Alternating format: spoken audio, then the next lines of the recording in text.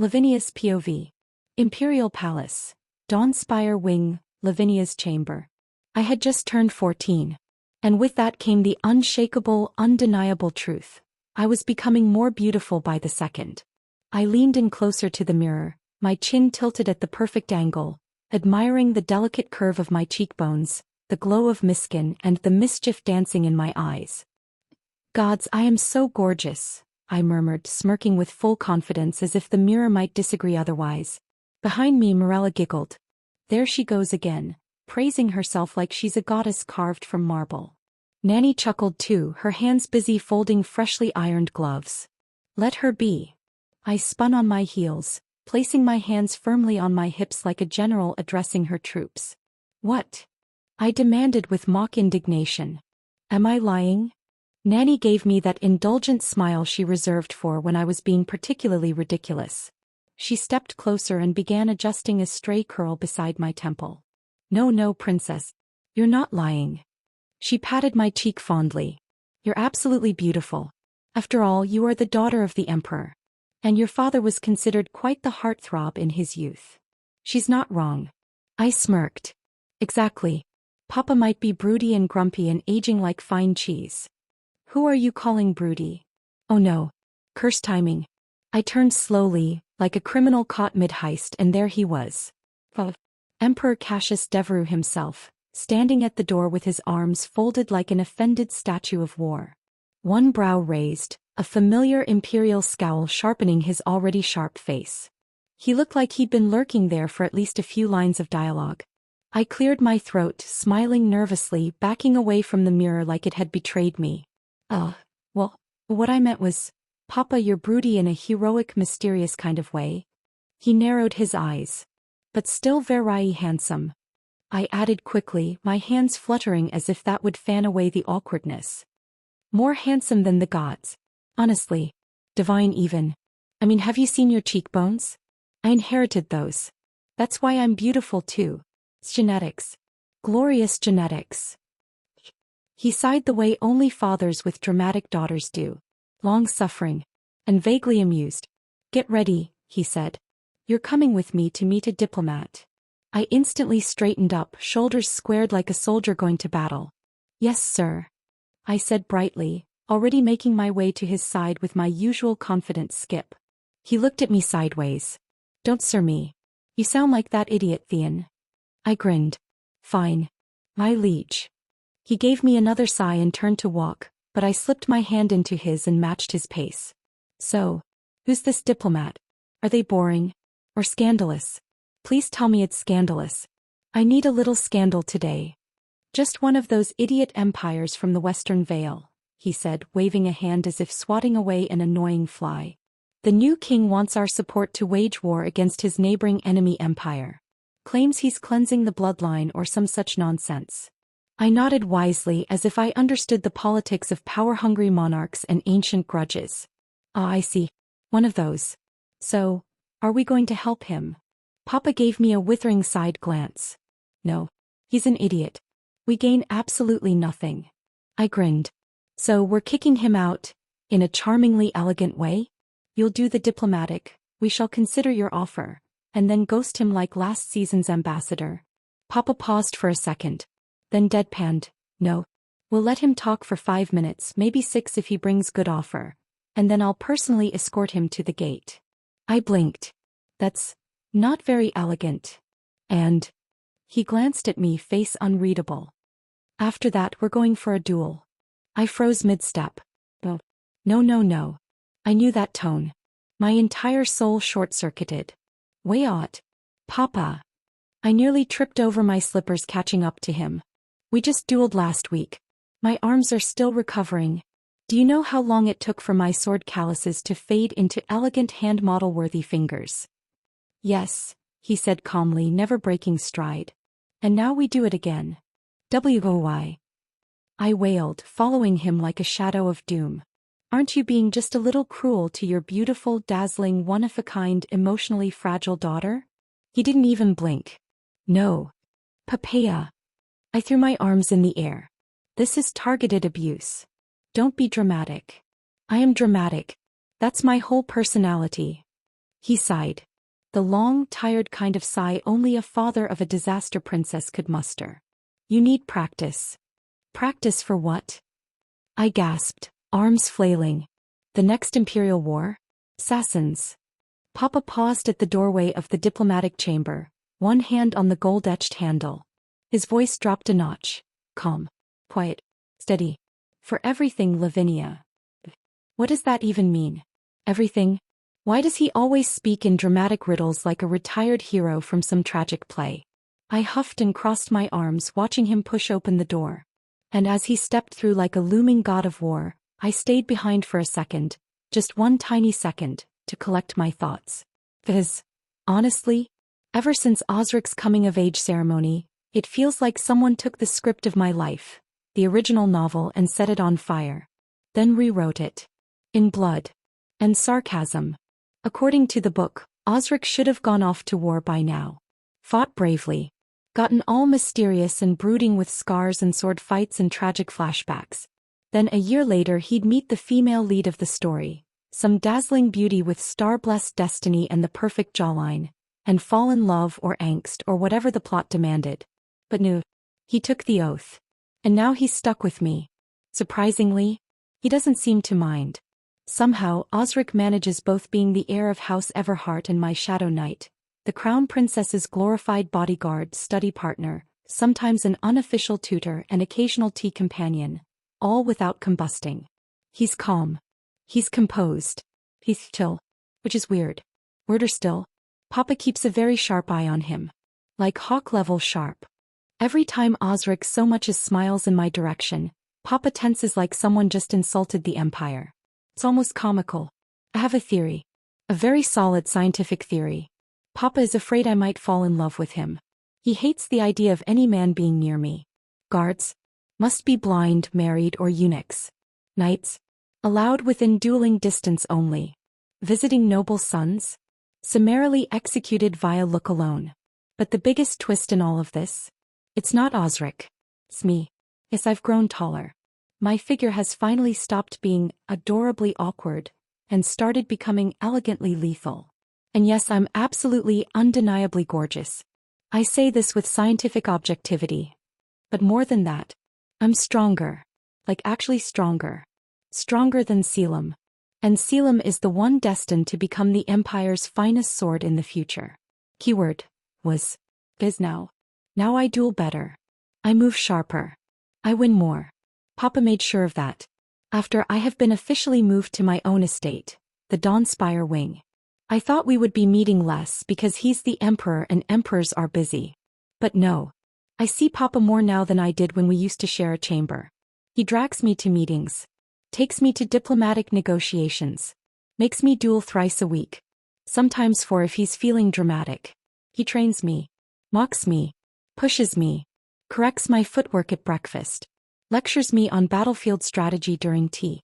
And he always ends it with, "You must be the best." And I want to scream, yes, I know I'm trying. But also, he's not wrong. Still, that does not mean he gets to torture me. Duels on a full stomach. At sunrise. In formal gowns. Who raised this man? Oh right. A war god. I sighed. And yet as I sat there watching him, arms crossed, gaze sharp enough to cut through steel, absolutely glowering at the sputtering diplomat across the marble table, I couldn't help but feel it. Love. Pure, violent, unreasonable love. Yes, he was a broody tyrant. Yes, he dragged me through swordplay hell 3 times a week. But he was mine. My Papa. And no one, not a single noble, not a general, not even the gods, stood taller in my world than him. Even now he hadn't said a word. Just stared. But somehow that stare said, "I will erase your entire lineage if you say one more stupid thing." Unfortunately, the idiot diplomat kept talking. Gods, did he keep talking? And I do believe, Your Majesty, that an alliance between our great empires would prove beneficial in long-term trade development, and of course in future military cooperation. I felt myself blink in slow agony. He droned on. And on. I'm confident that your Empire of Valerian will find it most lucrative too. Papa finally glanced at me. It was subtle, barely more than a flick of the eye. But I knew what it meant. Say something. The diplomat turned to me with a greasy smile. And what does the crown princess think of this proposal? Surely such wisdom must run in the family. I looked at him, then at Papa, then back at him. With all the elegance of a future empress, I crossed one leg over the other, leaned back, rested my elbow on the carved arm of the chair, and dropped my voice into a slow, deadly calm. How can you be so boring? The diplomat blinked. Pardon? I didn't blink. I didn't soften. Kept going. With all due respect, which is none, do you honestly think we'd ally with a crumbling little patch of dirt that's been in 3 civil wars in 5 years? His eyes widened. Papa smirked, which meant he was pleased. I leaned forward, smile thin as a dagger. Let me be direct. Your empire has nothing to offer us. No land worth claiming, no army worth noting, no coin worth counting. Your people are starving, your nobles are traitorous, and your military commander was caught selling battle horses for cabbage. The man flinched. I sighed heavily. I came here today hoping to meet a man worth speaking to. Instead, I got a sweaty little crown puppet trying to sell me friendship like it's some kind of bargain fruit. The silence was thunderous. You want our support? I said sweetly. Earn it. Rebuild your empire. Stop being pathetic. Then maybe, we'll send you a dinner invitation. But until then. I stepped beside Papa, folding my hands neatly. Be glad my father hasn't thrown you out already. Papa finally turned to the man, tilting his head slightly. That was her being polite. The diplomat looked like he'd just swallowed a live eel. Papa stood and said, meeting over. We strode from the chamber side by side, boots echoing down the polished floor. He didn't speak for a while. Then finally his voice, low, amused, proud, broke the silence. You sounded just like me. I smirked.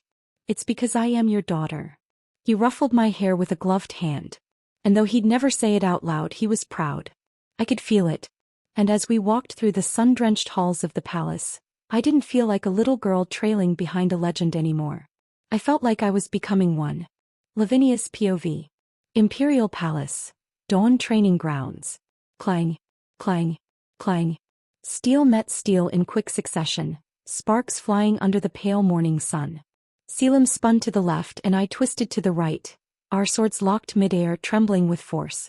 I gritted my teeth. Trying to outshine me, are you?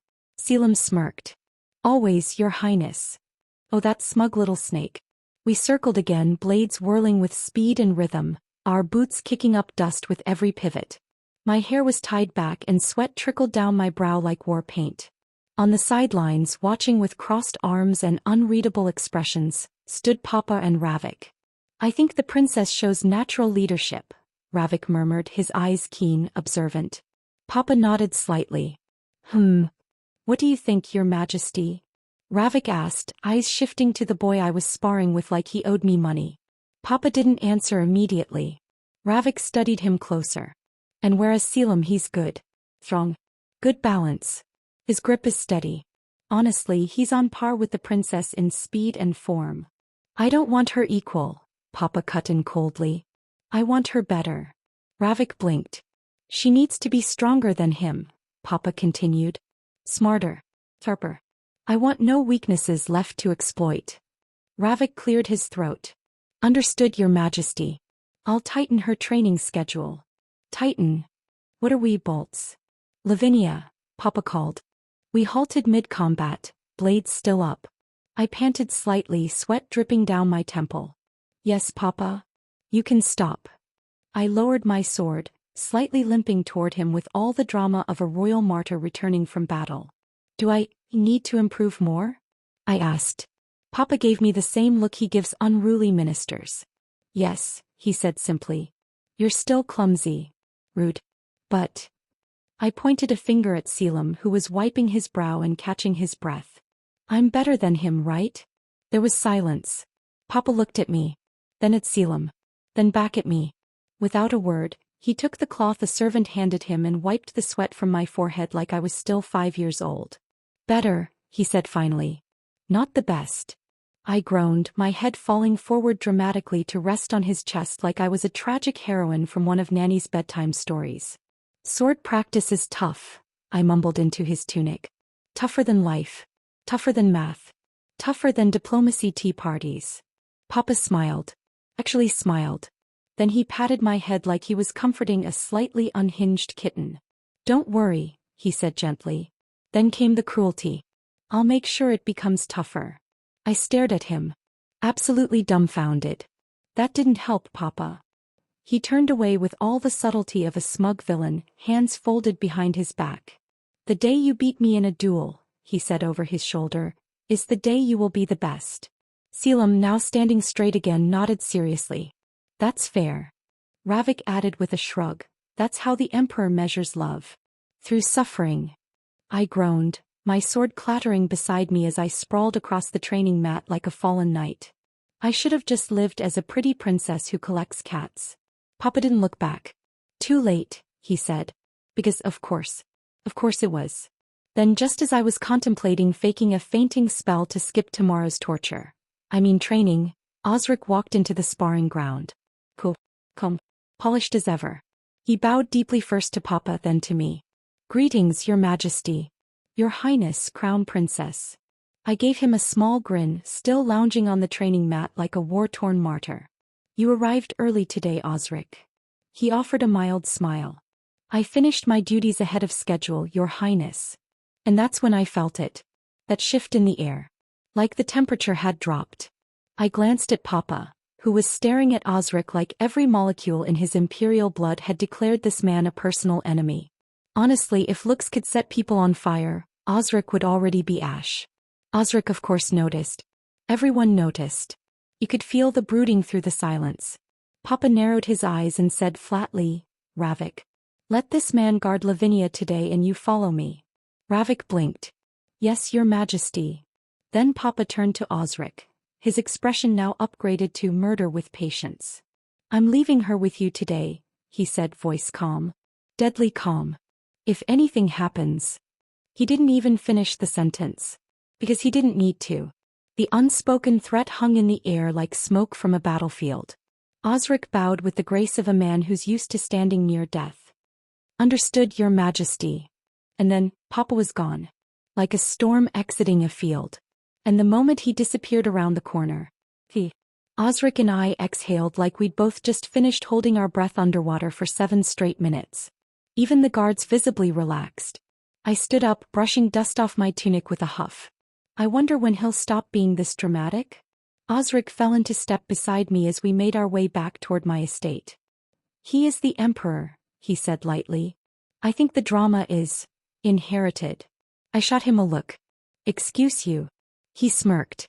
I ignored him and looked around. "Anyway, where is my divine beast?" Osric pointed toward the flower garden. "He's, chasing butterflies." I blinked. Tilted my head. "Sometimes," I said slowly, "I genuinely question if he's actually a divine beast." Osric didn't hesitate. "He is." "Really?" "Absolutely." "Trained by the gods?" "Undoubtedly." "Worshipped by ancient civilizations?" "Probably has temples." We both looked over at Marshmallow, a creature so massive he made palace guards nervous, currently bouncing across flower beds like an overgrown puffball, his enormous tail wagging like a happy cloud as he pounced after butterflies in utter childlike joy. At one point he missed a fluttering one and rolled twice down a slope like a furry boulder. "He just did a somersault," I said blithely. "On purpose," Osric said seriously. "It's his divine warm-up ritual." I squinted. "You're lying." "I'm being supportive." Marshmallow paused mid-chase, looked up at us from his flower-covered mess of fur, then sneezed. A giant, regal sneeze.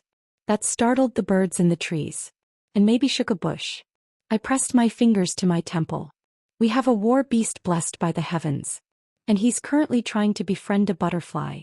"Could be intel gathering," Osric offered. I stared at him. He stared back. We both burst into laughter. And somehow, despite Papa's terrifying aura, my aching muscles and my eternal sword calluses, I felt light.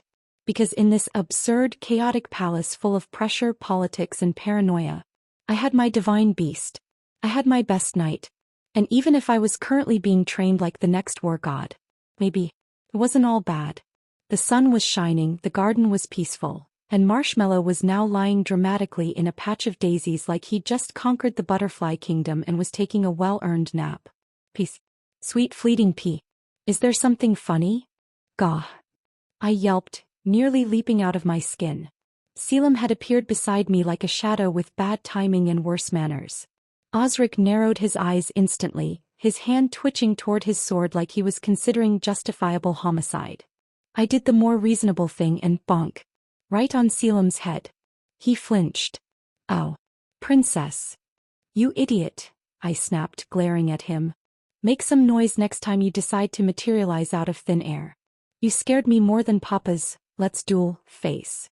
Selim rubbed the spot on his head with an exaggerated groan. Why do I always end up getting hit by you? On the training ground, in the library, now in the garden. Because you deserve it, Osric cut in, voice like a dagger dipped in frost. And just like that. Round 438, Osric versus Selim. They locked eyes. The air around them crackled. I swear I saw a squirrel flee the scene. I asked the princess, Selim said tightly, lips curled in annoyance. Not you, Lord Osric. Oh, I know, Osric said with a perfectly polite smile that somehow felt like it carried a kill count. But I also know exactly what she'd say best. Oh, sorry, Selim. Selim's eye twitched. Why do you always pretend to know her so well, my lord? Don't you think that's a bit much? Osric tilted his head, smirking coolly. I'm not pretending. I do know her. We grew up together, remember? Shared years. Stories. Secrets. Tea. He let that word linger like a challenge. Selim scoffed. Oh, congratulations. Do you want a medal for being her childhood bookmark? Osric's smirk sharpened. I'll take a crown, actually. Okay, enough of this testosterone-fueled nonsense. Meanwhile, me, the one they were fighting over like I was some kind of ceremonial sword. I just looked down at Marshmallow, who had rolled onto his back and was now snoring peacefully, his tongue flopped out like a majestic idiot. Let's go, Marsher, I sighed, stepping over the simmering testosterone puddle. Before these two burn the garden down with their eye lasers.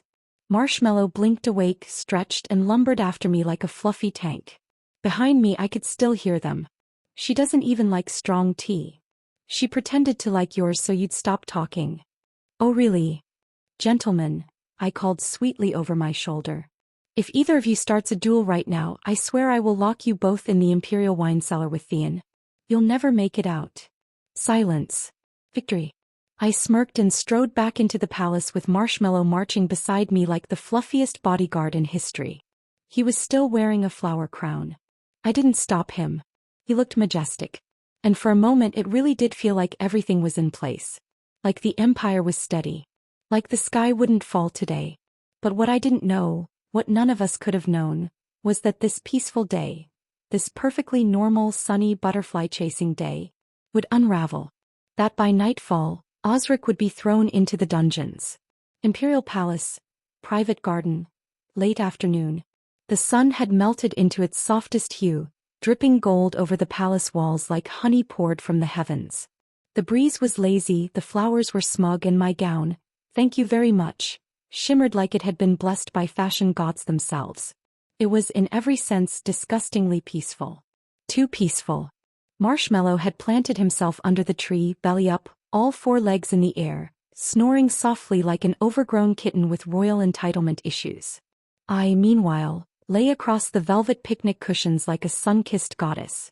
Selim was sitting beside me like he belonged in a painting, one hand holding a macaron, the other tossing crumbs to a completely uninterested sparrow. And Osric was standing, rigid, formal, like a very pretty statue someone forgot to sit down. I squinted up at him. Why are you standing like I'm about to be assassinated by squirrels? He glanced down, ever composed, and smiled faintly. Because it's my duty, Your Highness. I waved a lazy hand toward Selim, who was currently licking jam off his fingers like a barbarian in velvet. If he can sit freely and stuff his face with pastel desserts, you can definitely take a seat. Osric flicked his gaze toward Selim, who just grinned and shoved another macaron in his mouth. The side eye was deadly. A full war declaration in silence. Osric sighed. If someone else is shameless, that doesn't mean I will be too. Hey, Selim said, mouthful. Rude. I'm a noble idiot, not a shameless one. You're both, Osric muttered. I flopped to my side dramatically, resting my chin on my palm. You know, Osric, you used to be fun. I could tease you, prank you, and braid your hair while you used to visit. But now, you're more of a shadow than a friend. He actually flinched. Selim, delighted, jumped on the moment. If the position of friend is vacant, Your Highness, I am happy to step in and take his PL. You cannot. Me and Osric. In perfect sync. One voice. One volume. No hesitation. Selim blinked. Wow. That was aggressive. I'm hurt. Deeply. My soul. My heart. Even my spleen. I rolled my eyes. You'll survive, idiot. I pointed to the cushion across from me. Osric. Sit. That's an order. But, Your Highness. Are you disobeying the direct command of the Imperial Crown Princess? I gasped theatrically, one hand to my chest. The audacity. The gall. The treason. He groaned quietly. And sat. Victory. A maid approached just then with a silver tray, delicate plates clinking softly. Afternoon tea. The universe was momentarily kind. As she poured, Selim nudged a pastry toward me. Sometimes I feel like a third wheel between you two. I sipped smugly. That's because you are. He pouted. Rude. I giggled. But then I noticed her. The maid. Hands trembling. Eyes wide. Face pale as snow. I blinked. Did something happen to you? Her eyes snapped to mine. Her lips parted. It's nothing, Your Highness, she stammered. She bowed quickly, too quickly, and then practically fled the scene like her skirts were on fire. Did she just run like we were about to test potions on her? I muttered. Maybe she's scared of you, Osric offered mildly. Selim, however, had stopped chewing. His eyes tracked the fleeing maid with narrowed suspicion. Forget it, I mumbled, picking up my cup. If I questioned every person who ran away from me dramatically, I'd never get anything done. I took a slow, warm sip. Then another. I sighed. Should I ask Papa for another break? No, Osric said immediately. He'll make sure you never ask again. You'll be training in your sleep. He's right, Selim added helpfully. He'll invent dream duels. I groaned. Why is he like this? I reached for my cup and took a sip. It was floral. Light. A hint of citrus. I took another. A soft breeze passed. Osric said something, I didn't catch it. My ears were ringing. Then suddenly, like a thread in my chest had just broken. A sharp pain spiked beneath my ribs. My hand jerked. The cup slipped from my fingers, fell, shattered on the marble with a crash.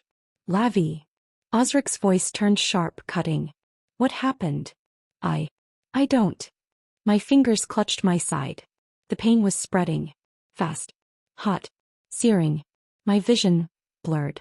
Warped. The golden light around me turned too bright. Blinding. Something's wrong, I gasped. And then, Selim's eyes, wide, shocked, turned a horrible shade of panic. Your Highness. I opened my mouth and blood spilled onto my lap. My blood. Dripping. Thick. Red. What? I choked, barely able to breathe. I barely processed Osric leaping forward, catching me before I slumped into the grass. His voice, frantic. Lavinia. Lavinia. Stay with me, look at me, Lavinia. My lips moved. Nothing came out. Pain. Oh gods, the pain. My veins burned. My throat closed. My heartbeat crashed like war drums, then slowed, too slow, sluggish and slipping. Selim's voice trembled. She's been poisoned. Someone get the physician. Now. My chest convulsed. My body folded. My head fell against Osric's chest. I've got you, he said, voice cracking for the first time. You're okay. You'll be okay. I promise. Stay with me, just stay. My fingers tried to grip his sleeve. Failed. My vision faded. Their faces, Osric's horror. Selim's pale shock. Marshmallow is rushing towards me from a distance. The world tilted one last time. The darkness. Emperor Cassius's POV. Imperial War Council High Strategy Chamber. Strengthen the border near the eastern wastes, I said coldly, fingers drumming against the obsidian war table. If the desert raiders so much as blink in Ilarian's direction, I want them buried alive beneath their own bones before they realize they crossed the line. The chamber fell into reverent silence. Ravik nodded grimly. Regis crossed his arms. Theon, scribbling away like a scribe possessed, murmured, "Noted." Regis cleared his throat. "I believe we should double the fleet along the southern coast. Too many reports of merchant vessels vanishing without a trace. If any ship sails false banners, we should sink it. No questions." I glanced toward the southern quadrant of the map. Pause. "All right. Do it." The generals bowed. I turned my attention to the next territory. Every inch of Valerian lived under my gaze, under my hand. And then, flam, the great chamber doors burst open. A knight stumbled through, face drained of color, armor clanging in pieces. Panic rippled through the hall. My brow furrowed. My voice dropped like a sword being drawn. "How dare you enter unannounced?" He fell to his knees before I finished. "Your Majesty." His voice cracked. The crown princess," he gasped again. "She's been poisoned." The silence wasn't silence. It was a detonation. All heads snapped toward me, Regis, Ravik and Theon, all of them frozen. I stood. War map forgotten. My cloak rustled like a storm rising behind me, then seized the knight by the collar and yanked him off the ground. "What did you just say?" I hissed, my voice a blade dipped in wrath. His entire body trembled. "Princess, your Majesty." She collapsed in the garden. There was blood from her mouth. Lord Osric carried her to her chamber. "The physicians have been summoned, but..." I didn't hear the rest. As I was already moving. I didn't run, I descended. Like fury carved in flesh. The hall blurred around me, gold and marble melting into chaos. Every breath hurt. Every step thundered, the palace staff scattered like rats. No, not again. I had taken every measure. Every guard was hand-picked. Every dish tasted. Every corridor watched. She was supposed to be safe. I made sure. And now she'd been poisoned. My thoughts spiraled, crashing like tidal waves. Why? Who? Why her again? This was supposed to be the second chance. My last chance to protect her. My daughter. My Lavinia. If I lost her again. No, I would not. I reached the gates of Dawnspire Wing and slammed the doors open with a force that made the hinges scream. Chaos met me. Servants running. And then I saw her door. I kicked it open. And stopped. The entire world went still. There she was. Lying on her bed. So pale. Unmoving. Just like that night. Osric was kneeling at her side, his hands soaked in blood. Her blood. His face was pale as snow. Lips pressed into a line that trembled with barely restrained panic. His breathing came in ragged bursts, like a man drowning in guilt.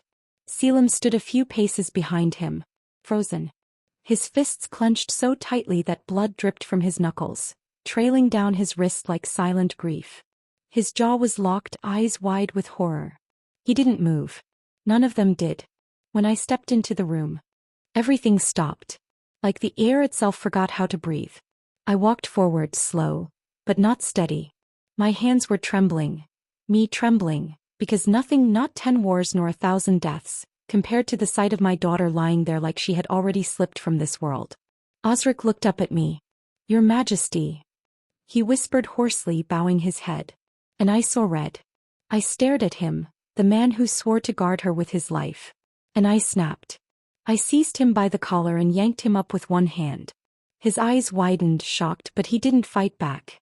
His body stayed limp, like he agreed with whatever punishment was coming. "Didn't you say," I snarled, "that you would protect her?" He swallowed hard. I did, Your Majesty. I'm sore." I threw him to the ground. The impact echoed through the chamber. "Do you think your apologies will heal her?" I roared, my voice shaking the very windows. "Do you think sorry will purge the poison from her veins?" Regis and Ravik rushed in behind me, eyes wide. Theon lingered in the hallway, looking pale. But no one dared interrupt. No one dared move. I stepped forward, standing over Osric, my shadow eclipsing his hunched form. My rage was not loud anymore. It was deadly quiet now. "You swore to her," I whispered. "You swore on your name, your title, your life, that no harm would touch her while she breathed beside you." Osric didn't speak. He didn't beg. Didn't flinch. Because he knew. He knew he deserved what came next. I turned to the guards stationed at the doorway. My voice rang like a command etched in steel. "Drag Osric to the dungeons. Now." The room shuddered. Regis's eyes widened, but he said nothing. The guards hesitated for only a breath. Then moved. Two stepped forward, grabbing Osric by the arms. He didn't resist. His head hung low, his blood-streaked hands limp at his sides. But just before they pulled him through the doorway, I spoke again, softly like a knife pressed beneath the skin. You failed her again. He froze. I saw his body tense. His head lifted slightly. What do you mean, again? He asked, barely louder than a breath, like he knew. But I said nothing. I turned away. And the doors closed behind him. I stood in silence, staring down at Lavinia, my little girl, my storm, my soul, and the fury turned to something worse. Fear. Get me the high priest, I ordered through gritted teeth. And send a raven to Thalion. Now. My voice dropped, dark and certain. Tell them, his granddaughter has been poisoned. Only he can cure her. The chamber moved into frantic action behind me. But I didn't move. I couldn't. Because I was watching the rise and fall of her chest. Counting the seconds between each breath. And praying to every god I'd ever cursed. That this wouldn't be the last time she woke up. Cassius's POV. Dawnspire wing Lavinia's chamber. Moments after. Physicians moved like a wave around her. Robes flaring, hands glowing, murmuring incantations, uncorking vials. The air reeked of incense and panic. Magic circles shimmered beneath her bed like woven threads of light and desperation. I couldn't move. I stood there, unable to take one step toward my daughter. Because she was lying too still. That stillness. I never wanted to see. My fists clenched, nails biting into skin. My eyes refused to blink, afraid she'd vanish if I dared look away. And then, the doors burst open. A voice broken with fear. Hi, precious. Thalion entered, Lavinia's grandfather. He swept in, flanked by Lavinia's two cousins. They stormed past the stunned physicians like a hurricane of ancient magic and fury. Thalion's eyes landed on Lavinia, and in the next breath he was at her side. Lavi, no, what happened? He choked, kneeling beside her. His trembling hand took hers, brushing hair from her forehead. Why is she so pale? Her spirit, it's flickering. Later, I said harshly. Too harsh. But it was all I had. We can talk about what happened later, Thalion. Right now. My voice cracked. I swallowed it down. Please. You're one in this cursed realm who can pull her back. It's you. He stared at me, then at her. Then, he nodded. His palms were lit with a faint green glow, warm and humming like life itself, and he pressed them gently against Lavinia's chest. Thien approached, hesitant. Your Majesty, do you think this will help Prin? It will. Thien fell silent. Then softer, grim, measured, I said, she hasn't vanished yet. I turned away from the bed, and looked toward the corner of the room, where he sat. Marshmallow. The divine beast. Her companion. Her guardian. Her tether. He didn't cry. Didn't move. Kissed. Watched. Quietly. Calmly. Like he knew something we didn't. I walked toward him slowly, the way you approach something sacred. My boots echoed against the marble floor. Everyone's eyes followed me. A divine beast is bound to their master, I said quietly, kneeling before him. And when their master dies, they vanish. Not fade. Not linger. They cease to exist. I reached out, laid a hand on his head. He blinked once, pressed into my palm. But he's still here, I murmured. He's still here watching her, guarding her. I looked up, straight at Thalion. And I know, he would rip the very threads of fate apart to keep her in this world. Thalion closed his eyes and let out a breath. Then I will too, he whispered. I'll call on every ancestor, every root, every star. His magic pulsed brighter. And I turned to face the one person who still believed in her, even in this near-death quiet. Don't let her go, I whispered to Marshmallow. Please. Marshmallow's ears twitched. And for the first time since she fell. His tail flicked. Just once. As if to say, I will bring her back. Lavinia's POV. Palace. Somewhere very definitely not normal. My throat burns. Like someone poured lava, bleach and heartbreak down it. I groaned. Everything hurt. My limbs, my ribs, even my dramatic soul. And don't even get me started on my back, like I'd been tossed off a cliff by a vengeful ex-god. My eyes fluttered open to black marble walls, golden torches flickering like someone had installed mood lighting for a funeral, and a ceiling so high, it gave me a neck cramp just thinking about looking up. I blinked once, twice. Ha! I sat up slowly, coughing a bit. My voice came out hoarse and croaky. Gods, my throat burns. Like, is this what swallowing betrayal tastes like? Silence answered. I looked around, blinking faster now. My heart skipped. Wait. Where the heck am I? No windows. No doors. Just this gothic Pinterest board palace and a big open hall that felt like it had hosted at least 6 ancient blood rituals and 1 poorly managed wedding. I rubbed my temples. Calm down, Lavinia. Is this one of those reincarnation loops again? Am I having a post-poison fever dream? I sat cross-legged on the cold floor, smoothed out my gown, and did what any mature poisoned princess would do. I pouted. All right. I got poisoned. I stated flatly like I was giving a school presentation. By that maid. Yes, the one who trembled like a leaf and fled like her skirt was on fire. I sighed dramatically, tossing my hair like I was auditioning for a ghost-themed drama. And here I was thinking it'd be Selim who'd poison me. But no. Plot twist. We can't predict anything anymore. This story's changing faster than the weather in my past life. Rain. Sunday thunderstorm. Boom. Poison. Drama. I tilted my head. Frowned. But seriously though, where the absolute living fluff am I? I flopped onto the ground, limbs splayed like I was posing for my own crime scene photo. Am I dead? Am I in a coma? Is this hell? Heaven? Is this the queue outside the gates of reincarnation? Like, can someone please give me a sign? No answer. Just more torches. Then I noticed it. A mirror. Ornate. Suspicious. In the corner like it had been waiting for its cue in my personal horror movie. I sat up. Eyed it warily. Who the heck put a cursed mirror in here? Is this Squid Game or Silent Hill? I stood up on wobbly feet, brushing off invisible dirt with royal flair. I walked toward the mirror. And what I saw made me, but still not me, freeze. I blinked. Then squinted. Then blinked again. It wasn't me in the reflection. No crown. No divine goddess hair. No expensive embroidery or regal posture. Just an ordinary girl. A girl with round cheeks. Uneven bangs. Crooked glasses. Chapped lips. My past self. Reina Suzuki. I was so ugly. I clutched my chest like I'd been stabbed. Why did no one tell me? Look at those bangs. Were they cut with safety scissors? My skincare routine was a war crime. And then the mirror shimmered. I reached out. Just a tap. Just to see if it was real. Bad idea.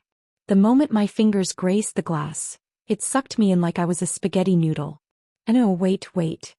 I was yanked forward, feet flying up behind me as I tumbled into cold, silver nothingness. What kind of scary nightmare is this? My scream echoed into eternity as I fell, into the mirror, into myself, into something I definitely, absolutely did not sign up for. Thud. Grass. Cool and soft beneath me. I blinked. Weirdly. That didn't hurt. Not even a little. Not my spine. Not my pride. Not even my shoulder, which usually hurts when I sneeze too aggressively. So yeah, definitely a dream. Groaning, I pushed myself up on my elbows. Okay, dream gods, you've had your fun. I've fallen through a haunted mirror and hallucinated my tragic past life bangs. Just send me back now. Papa must be panicking. I stood slowly, brushing grass off my gown. And that's when I realized, wait. The Imperial Palace was in front of me. Lit up in silver moonlight. Familiar columns. Familiar towers. The statues that always look like they're judging my posture. Oh, that was fast. Did I come back? I stepped forward. Everything looked the same but felt wrong. The night air was heavy. Too still. The wind didn't whisper like it used to. There were no guards, no lamps, and no music echoing from distant ballrooms. Just the scent of... I froze. Blood. That metallic tang clung to the air like a curse. My chest tightened. Nope. That's not normal. Then I saw him. Standing in the courtyard. Under the ancient white tree. A weak smile tugged at my lips. Papa. I called, relief washing over me. My feet moved without thinking, hurrying toward him. Papa, I'm here. I'm okay. But the closer I got, the more my steps faltered. Something was wrong. The man before me, he wore Papa's cloak. His sword. His stance. But the man I knew was alive behind his eyes. Fierce. Brilliant. Blazing with command. This man. He looked dead. Not in body, but in soul. His gaze was fixed upward, empty. Void of everything that made him Emperor Cassius. Void of everything that made him my father. Papa? I whispered again, now standing just feet away. No reaction. Like he couldn't see me. Or hear me.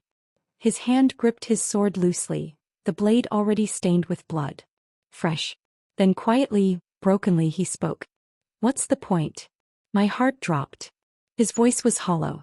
Like it had echoed off too many empty rooms and never come back whole. He let out a dark, empty chuckle. The kind of laugh that hurts more than it heals. She's not here. She's gone. What's the point of this life? I stared in horror. What? His hand moved, lifting the sword. Slowly. Methodically. No. No. Papa. I shouted. Papa, what are you doing? I lunged toward him, tried to snatch the blade from his hand. But my fingers passed through his arm like mist. Papa, please. My voice cracked. Don't do this. His hand trembled slightly. Just once. Then the blade inched closer to his throat. No, stop. Tears pricked my eyes as I reached again. Still nothing. It was like I was trapped behind glass in my own nightmare. And then Marshmallow. From the other end of the courtyard he appeared. Large. Fluffy. Silent. His fur shimmered faintly in the moonlight. His paws didn't make a sound against the stone. The moment he stepped forward, everything froze. The torches. The wind. Even Papa's sword, mid-air, hovered like time itself had stopped to watch. Marsher. I gasped, running to him. Jump on, Papa. He's doing something crazy. Stop him. But instead of charging like an overgrown cloud missile, Marshmallow simply padded toward me. Come, plastic. And then he leaned his huge warm head gently against my side. The moment his fur touched my skin, everything shattered. The courtyard dissolved into glass dust. The pain in my chest surged and I fell. Down into blackness. Down into something deeper. Colder. Louder. The night bled away. The cold took over. Darkness roared in, swallowing everything in one breath, and I fell. Somewhere deep.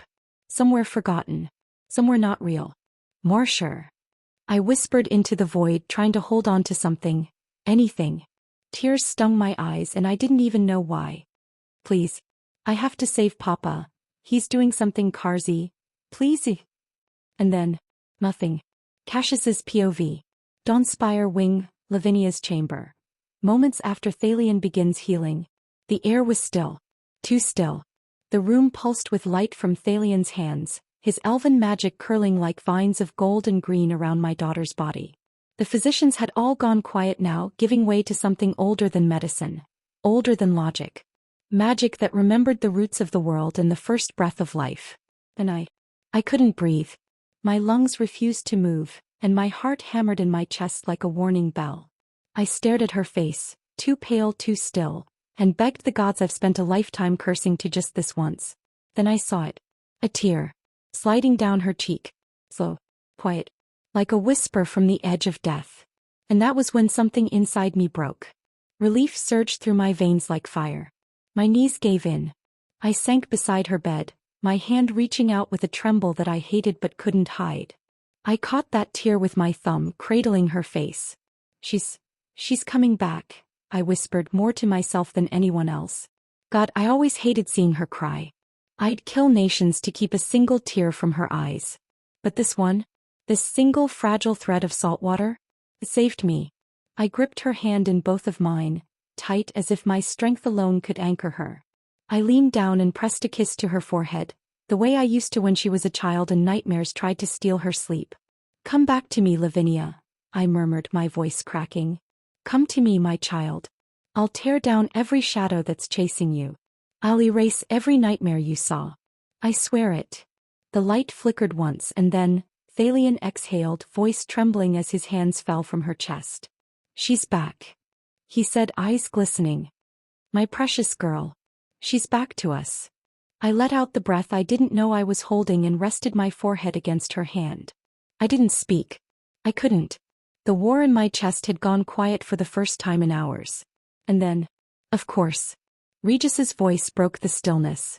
But what about my child? I didn't move at first. I lifted my head slowly, very slowly, and looked at him. My daughter, I said, voice low and cold, was the one lying on the deathbed, Regis. He flinched. I stood still, holding Lavinia's hand as I stepped toward him. Your son was not bleeding from the mouth. He was not poisoned.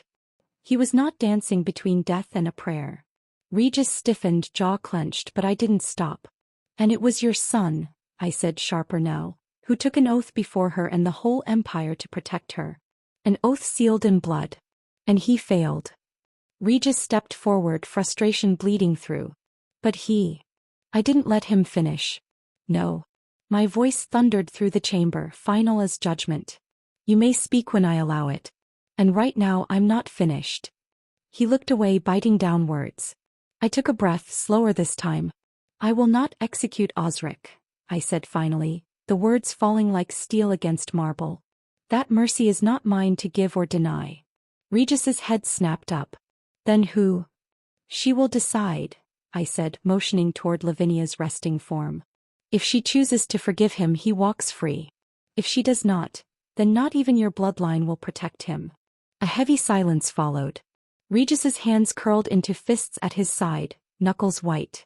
He said nothing more. He turned sharply, cloak whipping behind him, and walked out without another word. And then, a sound so small so faint. Pa. My entire body stilled. My head snapped toward her, and in the next instant I was at her side, my arms cradling her head, trembling like I was holding something too fragile for this world. Lavinia. I whispered, voice raw. My child. Her body shifted weakly, a soft stir like the petals of a flower caught in wind. Her eyes fluttered beneath her lids, and then, as if the very heavens had taken mercy on me, another whisper. Pa. I gripped her hand tighter. I'm here, my child, I never left. She opened her eyes slowly, painfully, as if each second it took burned through time and space. Her gaze locked with mine, those same fierce, untamable eyes, now cloudy with pain but unmistakably hers. And then, Papa. The word came out cracked, raw. Like it hurt to say that. Of course it hurt. Her throat, her lungs, and her entire soul had fought through poison and death to speak to me. Without thinking, I reached for the glass of water on the bedside table. Here, I murmured. Drink. Slowly now. She obeyed, weakly sipping. Each swallow looked like a war waged.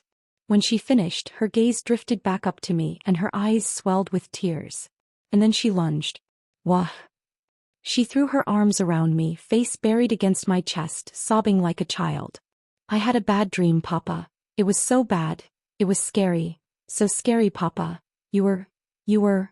Her voice broke apart into hiccups and gasps, tears streaming freely. I pressed her head gently to my chest, rocking her slowly. Shh. My darling girl, I whispered, stroking her hair. It was just a dream. You're here now. You're safe. With me. She clung tighter, like she feared I might vanish too. Promise me. She sniffled. Promise me you'll never leave me, Papa. Never ever ever leave me again. I pulled back just enough to cup her face in both hands. How could I ever leave you? I said, voice low and warm. What kind of parent would ever leave their heart behind? She hiccuped a laugh cry and flung her arms around me again. The Pie precious. A voice sobbed behind us. Thalion.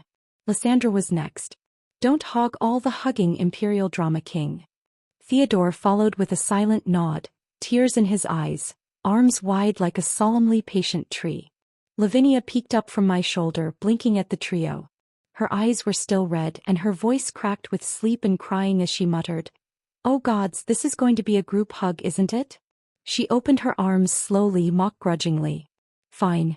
Come on, you sentimental lot. Thalion nearly crashed into the bed, scooping her into his arms with a cry that cracked the air. "Don't do that to me again," he wailed.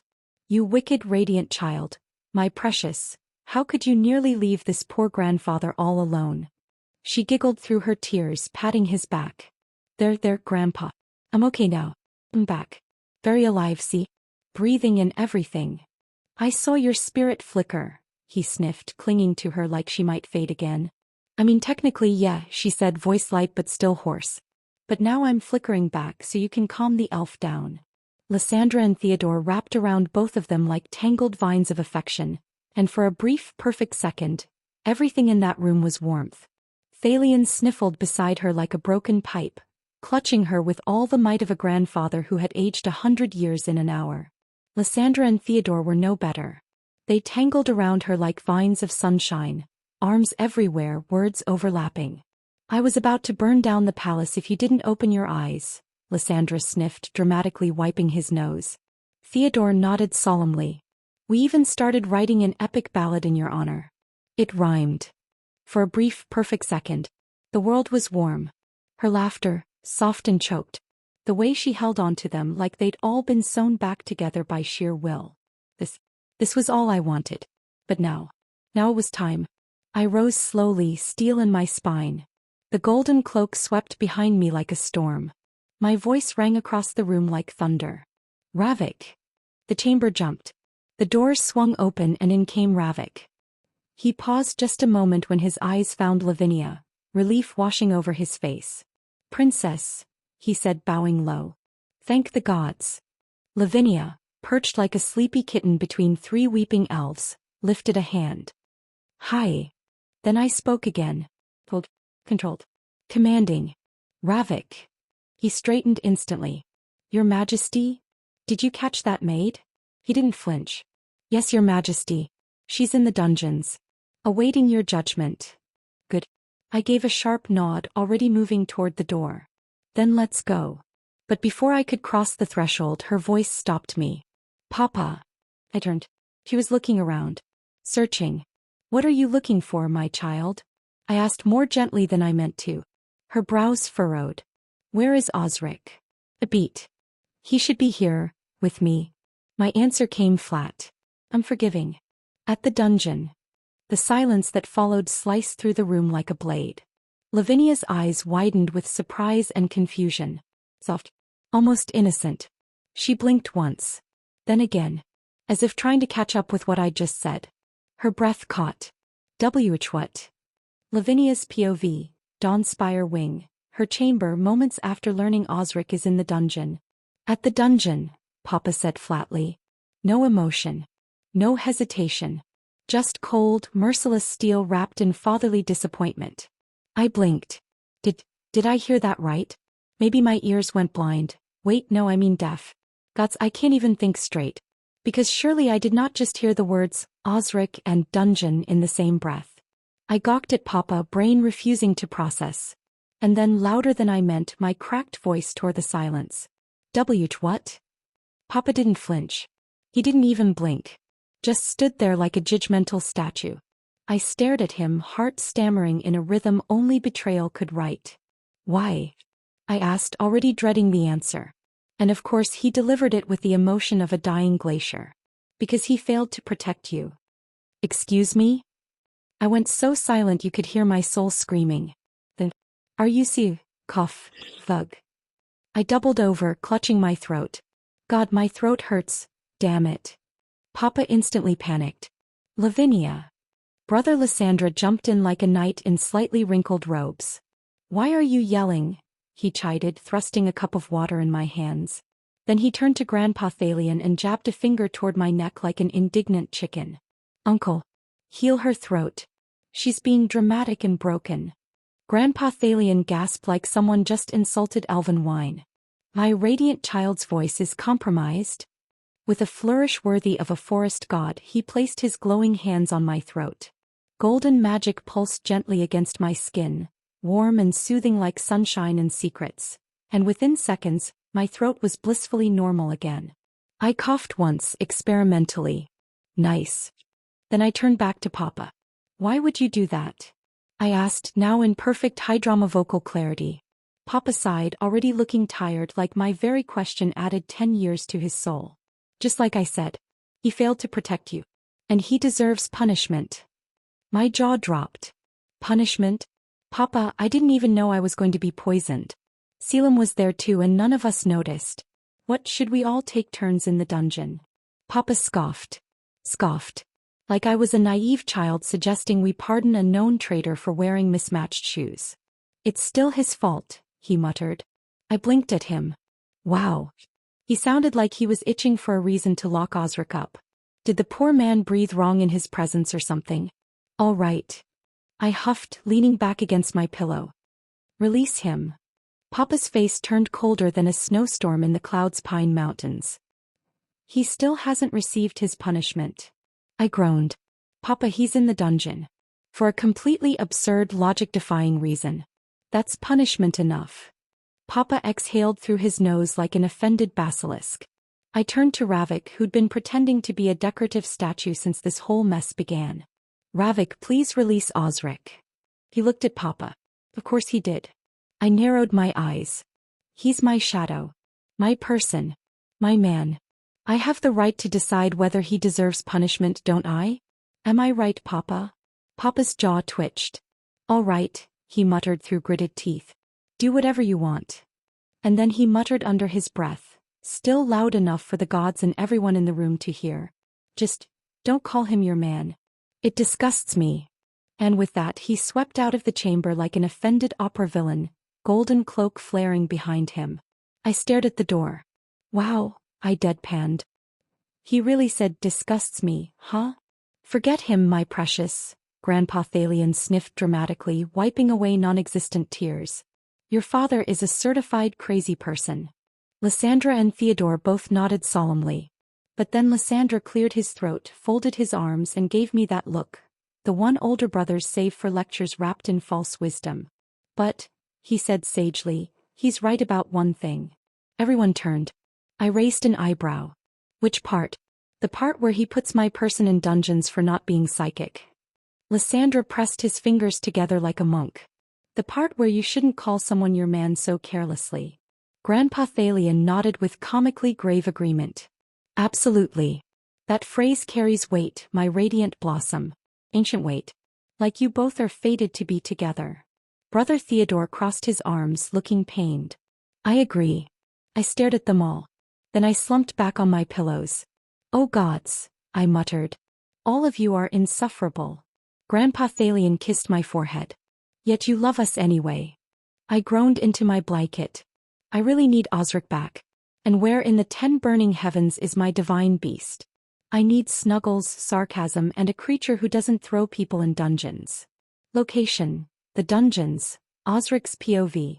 You failed to protect her again. The Emperor's voice wouldn't stop echoing in my mind. What did he mean by again? This was the first time anything like this had happened in front of me. The first time I'd watched her crumble like that, unconscious and pale, her life teetering on the edge while I stood, useless. Well, I swallowed hard. Unless the Emperor is having those nightmares too. My heart thudded dully in my chest. Prophecies. Are we both seeing them? Are his nights haunted like mine, by visions of her poisoned lips, her fading breath, the way her hands always reach for someone, anyone, and always fall short? My head dropped back against the cold stone wall.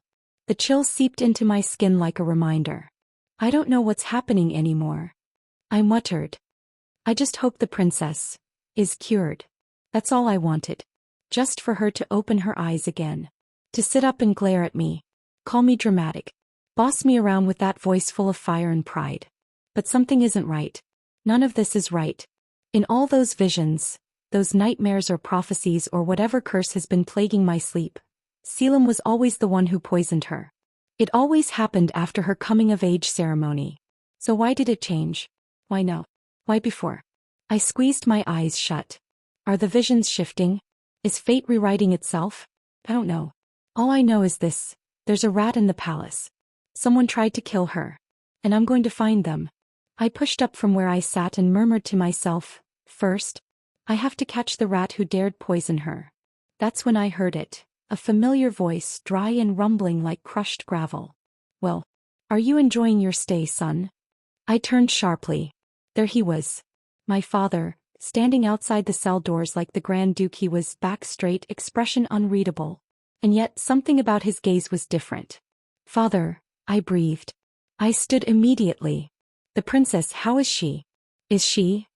She's alive, he interrupted, voice heavy with something I couldn't name. The elf healer was summoned. He's with her now. Healing her. Relief hit me like wind in a storm. My knees nearly buckled. Then, she'll be okay. She'll be back soon. He didn't respond to that. He just looked at me for a long moment. Not as a commander or a nobleman. His father. Osric, he said softly. I'll ask you again. I met his gaze. His voice deepened. Why did you take the oath? I froze. 1,000 answers crowded my mouth, none of them true. I couldn't tell him about the dreams. About the way I wake up gasping every night, clutching my chest like the poison hit me instead of her. About how I've seen her die again and again and again. How could I explain that? Just like I said, I murmured. I wanted to protect the princess. That's all. But he didn't even let me finish. You're lying. His voice didn't rise, but it cut through me sharper than any blade. My breath caught. I know you, he continued, his gaze unwavering. I raised you, Osric. From the day you could walk to the day you picked up that sword, you've never been able to lie to me. Not really. My chest tightened. I dropped my eyes to the stone floor. Cornered. But he didn't press. Instead he sighed softer now. It's all right if you don't want to tell me, he said. But hear this. I looked up. Make sure, he said quietly, that you never find yourself locked in this place again. Not while I'm still breathing. And just like that, he wasn't the Grand Duke anymore. He was just my father. The man who raised me, trained me, held me upright when I could barely stand. The one who taught me the sword and the meaning of loyalty. I didn't answer. I couldn't.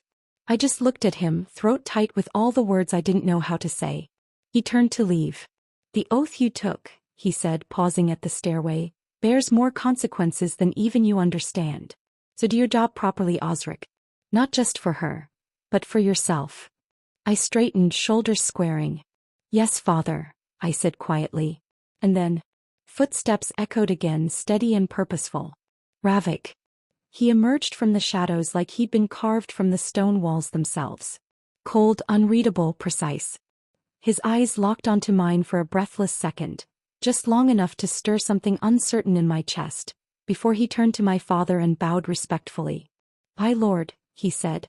The princess has awakened. My heart skipped. Really? The word tumbled out of me, raw, disbelieving. He gave me a single nod and then, without ceremony, slid a heavy iron key into the lock. The door creaked open. She's waiting for you. I didn't wait for permission. I nodded once, barely, and then I moved. Fast. Wordless. I didn't look back. Didn't think. Didn't breathe. I just ran. Because she was awake. Because she was safe. Truly. What more could I possibly want? Lavinia's POV, Dawnspire Wing, her chamber.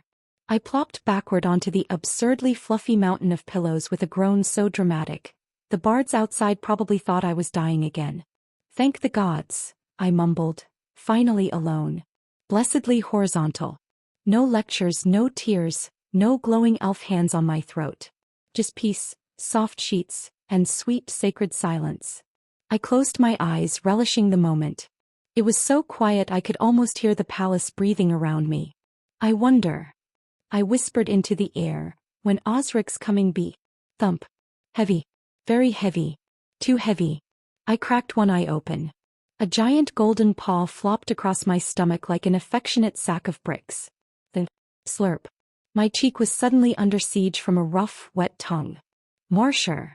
I yelped, swatting at the massive, glittering fur ball now sprawled entirely on top of me like a sentient mattress.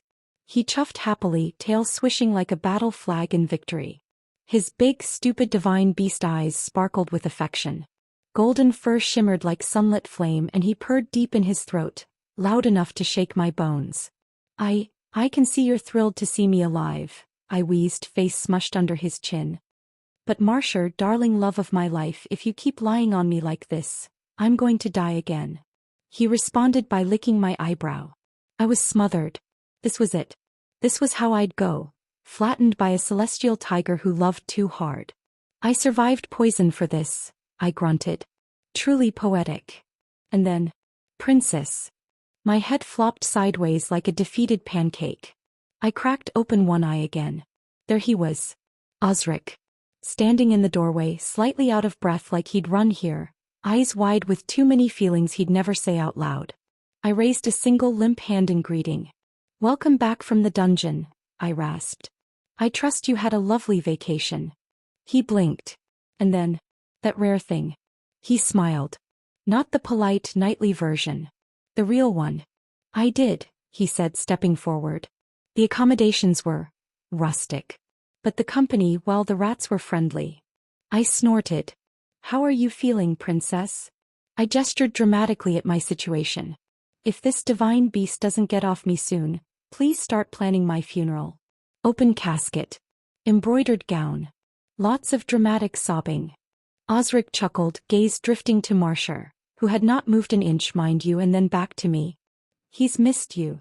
I can tell, I deadpanned, pinned under 400 pounds of celestial fluff. I feel so loved. And also mildly crushed. Osric stepped closer, eyes warm. Then he crouched slightly and patted Marcia on the head like he was a misbehaving toddler instead of a sacred apex predator. There, Marcia. Your master is alive and well, but if you don't get off her, I'll have to resuscitate her again. And she will make me pay for it. Marcia blinked. Then, with the grand dignity only divine creatures possess, he slowly rolled off me and curled beside the bed, tail flicking like he hadn't just tried to smother me with love. I exhaled dramatically, arms flopping out. That felt like hiking up a mountain, while wearing 3 cloaks. And armor. Osric stood again, chuckling under his breath. Glad to see your spirit is still lively. I narrowed my eyes. That sounded dangerously close to mockery, Sir Dungeon. He didn't deny it. He just looked at me. And then he didn't stop looking. Our eyes met, held, and for a heartbeat longer than normal, neither of us moved. The air between us shifted. Something unspoken passed. Something warm. And heavy. Then softly he spoke. Thank you. I blinked. For what? Before I could blink again, he stepped closer and reached out, fingers wrapping around mine like a promise.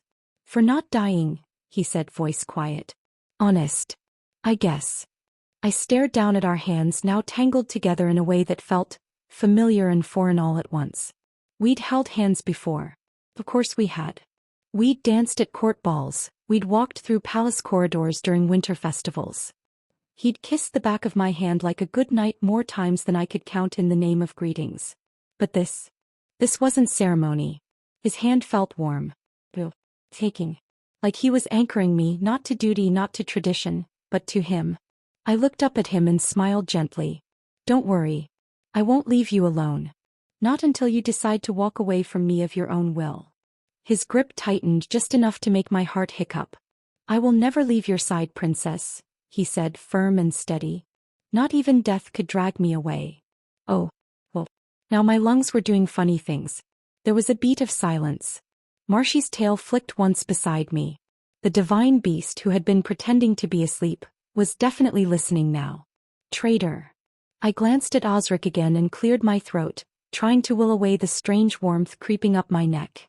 Well then, I said quickly, pointing toward Marcia without looking away, you've just made a very dramatic promise, and he, I jabbed a finger at my tiger, is the divine witness now.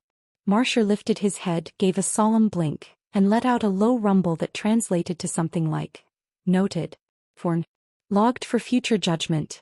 I smiled and leaned back into Marcy's warm side, snuggling into golden fur. All right, I'm going to sleep now. If anyone tries to kill me again, tell them I'm off duty. Osric straightened a little. Oh, then I should take my leave. He hesitated, just for a breath. Like he didn't want to go. For the record, I didn't want him to go either. But he turned anyway. His footsteps were light, respectful. But halfway to the door, I peeked open one eye and watched him. You know, I mumbled into Marcy's side, he's looking way too handsome after coming from the dungeon. Marcia blinked, expression clearly judging me. I nudged him with my elbow. What? It's suspicious. Does the dungeon have some kind of enchanted beauty mist in the air? Is that where he's been hiding all this glow?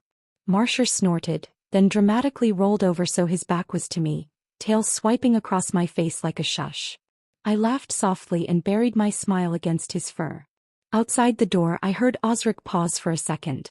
Maybe he heard me. Maybe he didn't. But either way, I was still smiling when sleep pulled me under. Osric's POV, palace corridor outside the princess's chamber. Did she call me handsome? I froze at the threshold like some rookie cadet hearing his crush compliment his armor. No, wait, she did. I heard it. My ears aren't broken.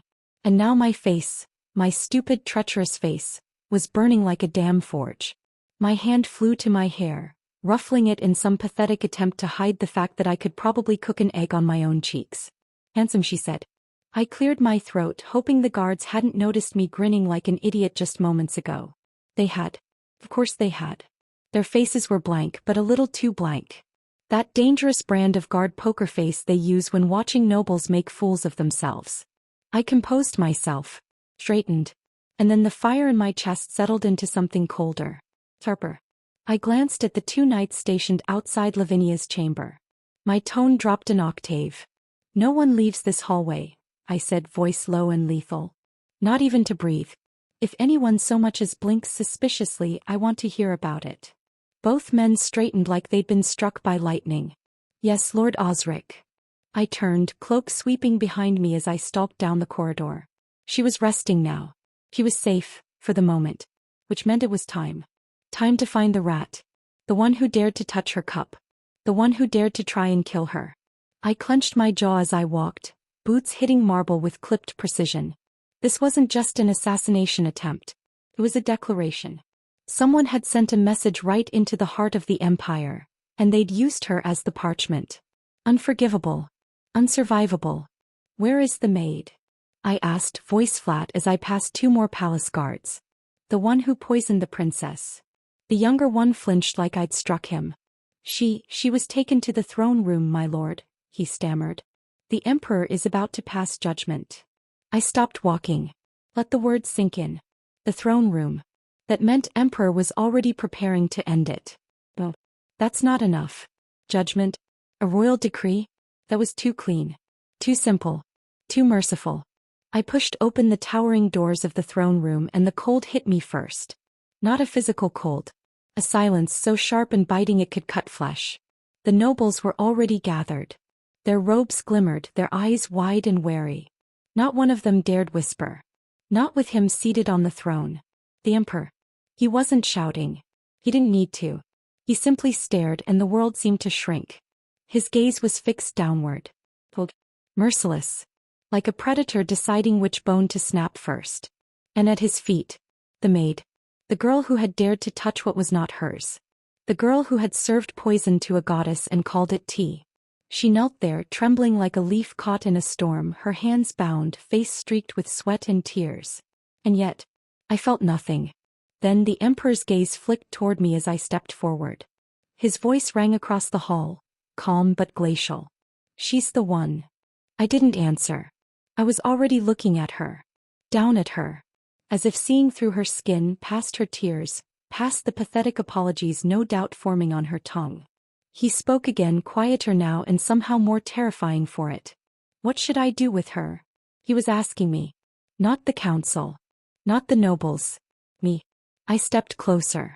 And when I stood just a breath away from her, close enough to see the pulse fluttering at her neck, the horror etched into her face, I let the mask drop. I saw Lavinia in my mind again. Her body limp. Eyes shut. Skin drained of color. Lying in that bed like she was already halfway gone.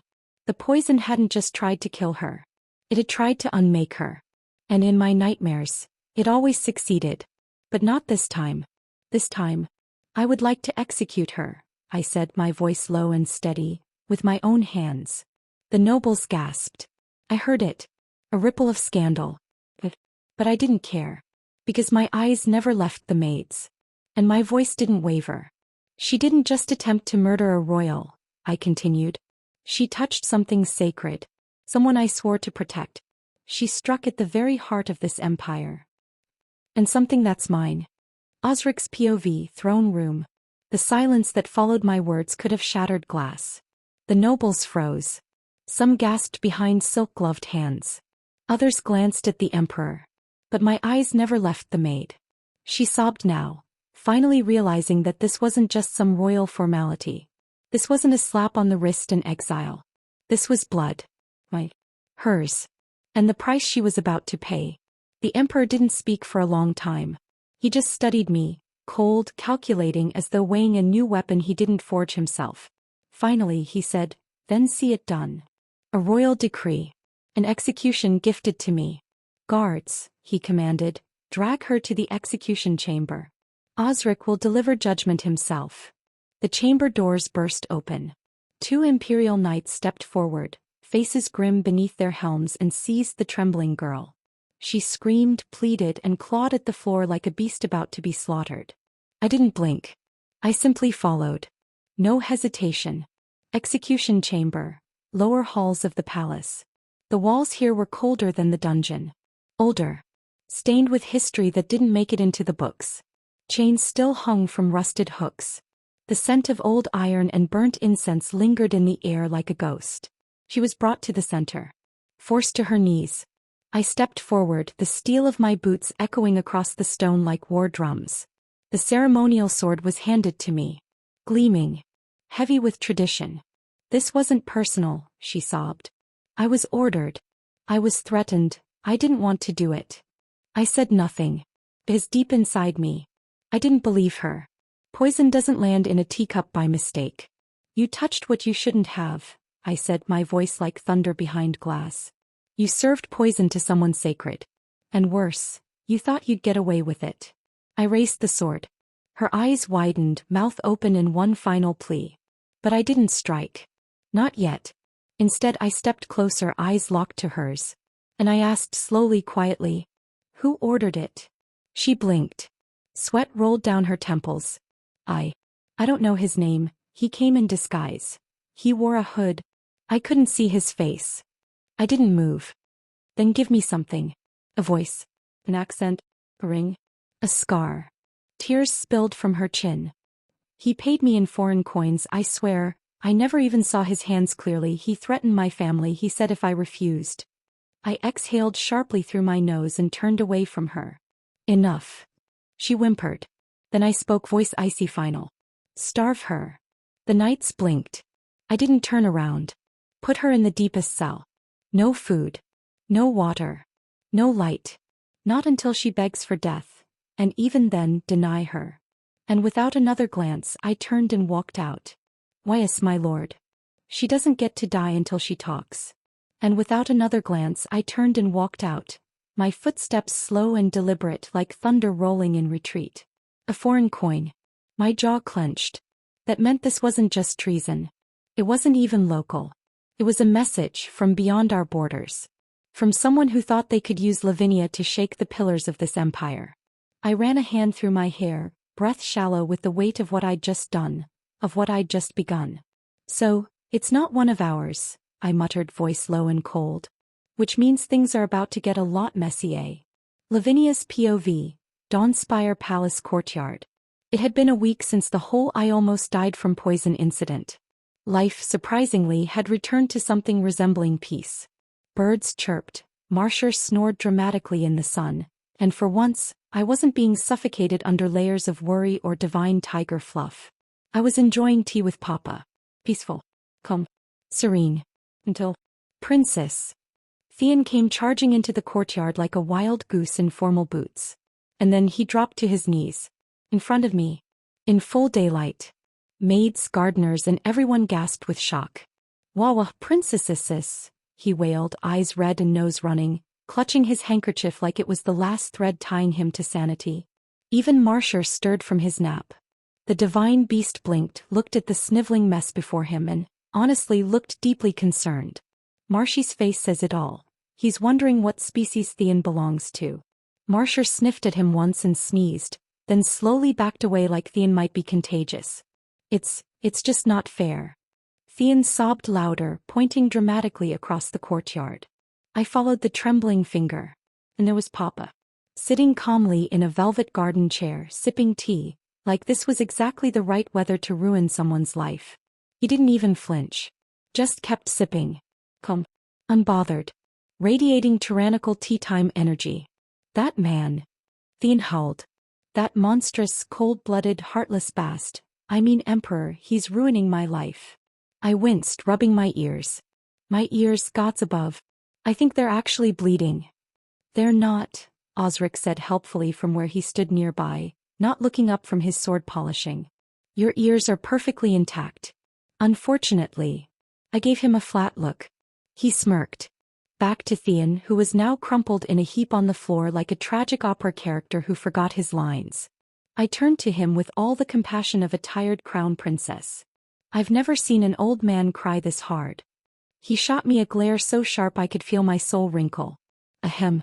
I mean, a distinguished imperial assistant crying like a baby. I offered him a tissue. Careful, Thien. At this rate, you'll be officially labeled the Emperor's crybaby in every noble circle within a week. He blew his nose like a horn. Let the whole empire know the pain I endure in this palace. When you serve under a cruel anti-romance monster, your tears are justified. Papa set down his teacup with the kind of ominous finality usually reserved for the end of dynasties. I heard that. Good. Thien wailed louder. The whole continent should hear it. We, people of love, are suffering. Papa pinched the bridge of his nose and sighed like he was trying not to kill someone. No matter how many petitions you send, Thien, I will never allow your wedding to happen in my palace. Thien sprang to his feet, dramatic as ever. But why, Your Majesty? Why not? What do you gain from destroying my chance at a romantic garden ceremony? Papa's jaw twitched. His eye twitched. I think his soul twitched. Then, with the same flat finality as someone pronouncing a death sentence, he said, because hate marriages. A hush fell over the courtyard. Even the wind stopped to stare. Lady Evelyn, who had been nervously fidgeting with her gloves on the sidelines, choked on air. No, he doesn't hate marriages. He just thinks I will start daydreaming about romance and fancy wedding dresses and dramatic love declarations if I see even one flower arrangement. He's not wrong. But still. And then snap. Thien's head whipped toward me so fast I nearly screamed. Princess, Thien stammered, voice hitting new frequencies. Do something. Say something. Or, I'll go cry behind the hydrangeas again. Marcia let out a long, slow exhale. He was over this. I pressed a hand to my forehead. I'm going to lose my sanity before I even reach my coming-of-age ceremony. I muttered to no one in particular. Unfortunately, someone heard. You won't, Osric said quietly. I'll make sure you don't. I blinked up at him. Our eyes met. He looked calm, steady, kind, and also, unfortunately, absurdly good-looking when he said heroic things like that with a straight face. Should I say thank you? I muttered, narrowing my eyes. He smiled. Not smirked. Smiled. I would like to hear that, he said softly. This guy. Why is he smiling handsomely at a time like this? Right. Focus, Lavinia. Time to steer this conversation back before someone, Thien, proposes again. I turned toward Papa. Pa. No. I blinked. I didn't even say anything yet. But I know what you were going to say. He didn't even look at me. Just stood there like the human embodiment of thunderclouds in royal robes. Then his gaze snapped to Thien, who had attempted to blend into a bush, and was failing spectacularly. And if any of you try to host a wedding in this palace, Papa growled, voice low and dark, I will burn the guest list, and exile the baker. Silence. Terrifying. Deafening. Existential silence. Even Marcia went still. Somewhere in the distance a harpist stopped mid-pluck and whispered, We are all going to die. Thien let out a tiny hiccup sob and retreated 3 full steps with his hands in the air like a hostage. And just like that, Papa swirled his cloak like a villain in a midnight opera and strode away. No further threats.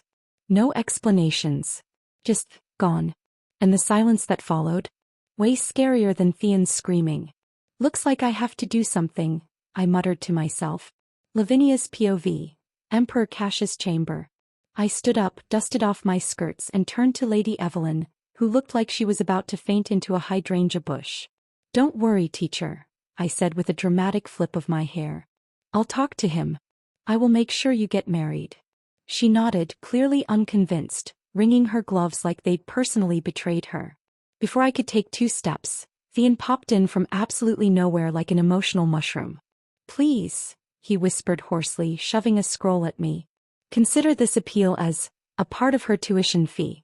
The teacher deserves her wedding. Her love story. Her moment.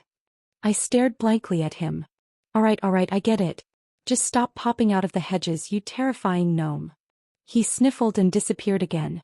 Honestly, he needed a leash. I turned on my heel and made my way toward Papa's wing. Confident. Composed. Regal. Until the universe said no. My foot caught on the hem of my gown, because why wouldn't it, and suddenly I was airborne. Not gracefully. Not like a leaf in the wind. No. I was headed face first toward the stone path. Eesh. My pretty face. I shrieked. My face is going to die. But I never hit the ground. Said I was floating? Oh, not floating. Dangling. Strong arms were wrapped around my waist, one of them under my ribs, holding me like I was some kind of expensive vase. I blinked down at the large, gloved hand still holding me up. Wah. My feet finally touched the ground again and I stumbled upright, turning to look at Osric. Are you all right, princess? He asked, voice soft but firm. His brows furrowed in that endearing, heroic knight who definitely has feelings way. I nodded mutely, and only then realized he was still holding my hand. And I was still blushing like a dumb tomato in lace. I'm fine, I mumbled. Thank you for saving my face. It's the most valuable part of me. He smiled faintly. Just a hint. Like a secret. It is quite priceless, he said, thumb brushing my hand as he let go gently. But please be careful next time. That smile. That stupid kind male lead smile. I was melting. Like butter on a war horse. And then, slap. Ow. I yelped, rubbing my hand. Standing beside us, Marsher glared at Osric with the intensity of 10 thunder gods. And with his tail he just smacked our intertwined hands apart like a furry mother catching her daughter holding hands behind the temple. He growled lowly, then dramatically snuggled into me like, Mine. Stay away, shiny man. I cleared my throat. Okay. Right. Focus. I was going to see Papa. I started speed walking, flustered until, Please don't run, princess, Osric called gently behind me. I'd rather not catch you midair again. I waved him off, cheeks still hot. All right. I dashed inside. Immediately regretted it. Because the image wouldn't leave my head. I fell into his arms. Like some heroine in a ridiculous romance drama. Except no, it wasn't romantic. It wasn't graceful. It wasn't anything like the slow-motion scenes with fluttering veils and tragic violin music. Heroines fall face-first into the hero's chest. With dramatic gasps. Eye contact. A moment where time stops. Me. I was dangling. Like a sack of confused potatoes. Arms flailing. Hair in my mouth. Skirt trying to eat my knees. And that man, Osric, that brick wall with a jawline, he caught me like I was a chicken trying to fly. I was dangling, I muttered to myself, stomping past ancient tapestries like they were personally responsible for my embarrassment. Focus. Emperor Cassius's chamber. Later. Knock. I rapped twice on the massive doors of Papa's chamber, peeked inside and tried not to look too guilty. Papa. He glanced up as he was lying on the bed, holding a goblet of something deep red. Wine, no doubt. Classic tyrant vibes. Midday gloom and fancy alcohol. Come in. He said, voice gruff and distracted. I stepped in cautiously, then flopped beside him with the grace of a cat falling off a windowsill. I eyed the wine goblet. Smirked. So. I began sweetly. Why are you drinking this early, Could it be, you're sad that Thean's finally getting married? Papa twitched. I am not sad, he snapped. Especially not about that idiot getting married. Why would I be sad about that shrieking lace-waving disaster getting legally tied to another poor soul? I leaned my chin on my hand, grinning. Then why are you drinking like it's the tragic finale of your favorite opera? He scowled into the goblet. Because I felt like it. That's why. And stop grinning. It's suspicious. I turned my eyes back to the wine. It shimmered dark and dramatic in the sunlight. Regal. Mysterious. Probably tasted like ancient oak and bad decisions. I leaned closer, eyeing it like a scientist. Can I? No. I blinked. Papa didn't even look at me. Just raised a hand like a prophet delivering divine denial. I didn't even say anything. You were thinking it. Loudly. He picked up the goblet and moved it further away, like I was some kind of wine-thirsty gremlin. You are not drinking wine. Not today. Not ever. Not even when you're 80. I narrowed my eyes. That feels excessive. He set the glass down and gave me a look. The kind that made generals run, armies tremble, and me personally roll my eyes. Because, he said slowly, wine is pathetic. Makes people say things. Stupid things. Emotional things. Things I do not want to hear from my very dramatic daughter. My mouth fell open. Dramatic. He raised an eyebrow. You just fake cried in the corridor because your hair got tangled in a flower pot. That was one time. And it was a very aggressive flower pot. He ignored me and leaned back, arms crossed. I don't even trust you sober. Papa. And I huffed and crossed my arms like a girl denied her crown. Fine. But if I end up being the only girl in the empire who's never tasted wine, I'm blaming you for my eternal emotional repression. Papa snorted, an actual honest-to-God snort. You? Emotionally repressed? That'll be the day. I puffed my cheeks, muttered something highly intelligent about tyrants and hypocrisy, and slumped deeper onto the bed with all the dramatic flair of a wilted flower. Then I glanced sideways at him. He looked a little more relaxed now. The tension in his shoulders had eased. The ever-present scowl softened just a little. And that's when I took my shot. So, why do you really hate marriages, Papa? His goblet stilled midair. Silence. He sighed, raking a hand through his hair like he was combing through old memories. Then he muttered under his breath. I don't hate marriages. I hate love. My brain did a double take. Wait. What? Huh. You hate love. He nodded without looking at me. But why? I asked, leaning forward. It's not like you ever fell in love. You didn't even marry anyone. That's when he turned to look at me. Really look. And for a moment, just a flicker, I saw something in his eyes. A memory. A wound that hadn't fully healed. He didn't say anything right away. Then finally, in a voice softer than I'd ever heard from him, he said, I already lost my most precious one because of love. My breath caught. He reached out and gently rubbed my cheek with his thumb, eyes still far away. I don't want it to happen again. I blinked. Wait. Lost someone? Because of love? Then, don't tell me. Someone broke my papa's heart. Scandalous.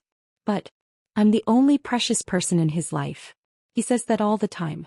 And he's always been single. A legendary broody bachelor. A one-man storm. A romance-scorning menace.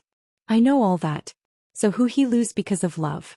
I was still spiraling when Papa reached for his wine again. I slapped a pillow dramatically and collapsed onto it with a groan. Papa, just because you hate love doesn't mean everyone has to. Let other people fall in love. Break their hearts. Cry dramatically into cake. That's their right. He raised an eyebrow. Cake. Metaphorical cake, I snapped. Anyway, if Thean wants to marry Teacher Evelyn and she's okay with being stuck with that overgrown toddler for life, then let them.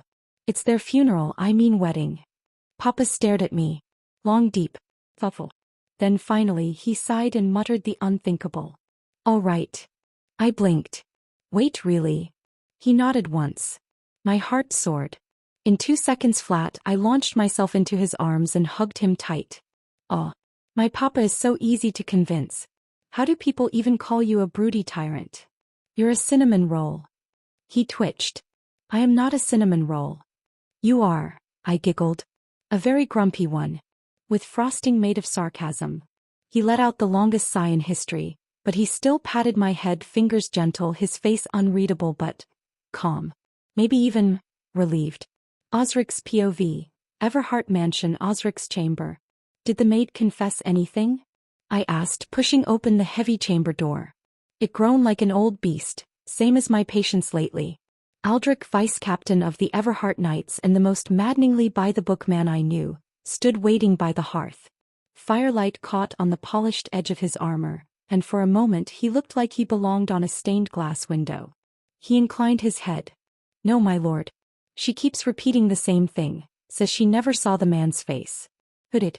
Voice distorted. "Paid in foreign coin." I nodded, already peeling off my black overshirt.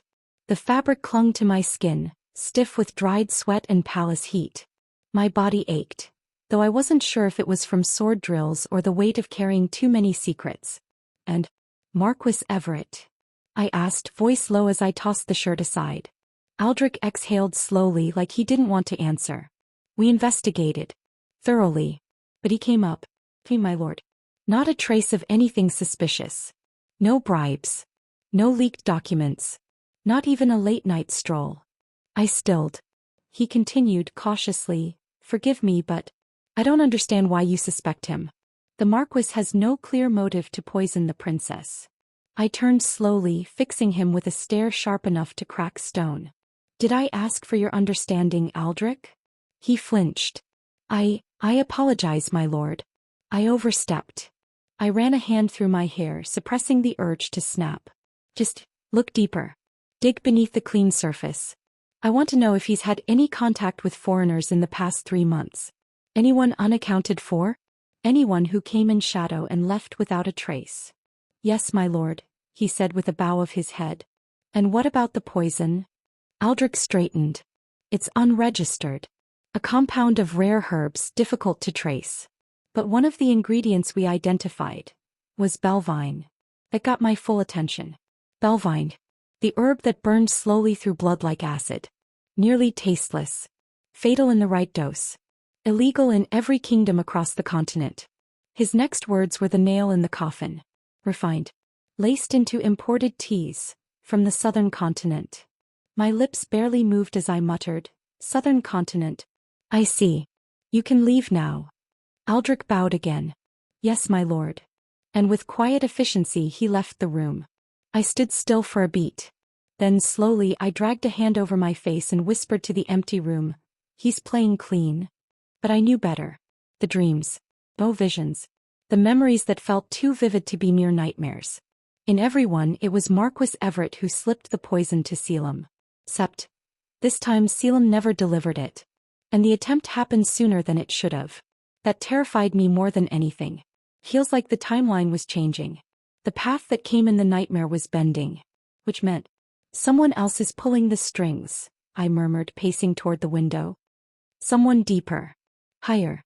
Maybe even closer. The foreign coin. The missing face. The altered plan. Everett wasn't acting alone, I said aloud to no one. He's being led. Encouraged. Used. But by who? I turned away from the window, frustration mounting. Am I missing something? Or is someone rewriting the script while I play by the old rules? I sighed, deep, exhausted, and collapsed onto the edge of the bed. The soft cushion swallowed me whole, and for the first time in days I let myself feel the weight in my shoulders. Everything feels heavier now. I whispered into the quiet. And for once again the silence didn't comfort me. It made everything feel inevitable. Lavinia's POV. Council meeting room next day. The royal meeting room smelled like old scrolls, spiced ink, and the collective stress of too many people trying to sound important. I sat near the far end of the grand mahogany table, legs daintily crossed beneath about 4 layers of silk. The trade route through the eastern country pass has been delayed due to recent weather conditions. Count Talvan droned on, voice smooth. "We propose a minor tax adjustment on grain to offset the delay," he added, glancing up as though he just dropped a nugget of divine wisdom. I blinked slowly. My soul had left the room 10 minutes ago since my butt was hurting from sitting here for so long. I glanced sideways at Papa. There he was, seated at the head of the table, regal, composed, and wrapped in an aura of quiet intimidation. His expression? Unreadable as always. Probably thinking about sword maintenance or whether the council room needs better acoustics for dramatic silences. "What do you think, Your Majesty?" Count Talvan asked. Papa smiled. Oh, because I know that smile. It's the one he wears when he's about to throw me under the metaphorical political carriage. And sure enough, he turned to me, his voice smooth and vaguely amused. "What do you think we should do, my dear daughter?" My spine straightened. Every head in the room snapped toward me like we were in some kind of synchronized political ballet. Oh gods. This felt like an exam. Oh, worse. Like an oral presentation with a surprise question and 0 notes. And the examiners? An entire room of nobles who smell like scrolls and skepticism. I cleared my throat. I think we should lower the tax a little, I said, trying to keep my voice calm and reasonable while internally screaming. The heavy rains must have damaged a good portion of their goods. And if the people are already struggling, they won't be able to pay full taxes on top of it. There was a pause. The nods. Several of them. Smiles. Even the forever frowning Baron Fenwick nodded like I'd just told him poetry. Count Talvan cleared his throat. A fair and compassionate proposal. Papa raised a brow at him, then looked toward the table's far end. Do as she said, he instructed. Both Talvan and Fenwick rose slightly in their seats and bowed. Yes, Your Majesty. I let out a breath I didn't realize I was holding. And with that, praise the heavens, the meeting finally ended. The nobles gathered their scrolls and shuffled out of the chamber, whispering politely about what a fine young voice the princess has, and how well-bred she sounds. I slumped in my chair like a deflating cushion. God, I mumbled, stretching my arms above my head with a little groan. How can sitting still for this long be this exhausting?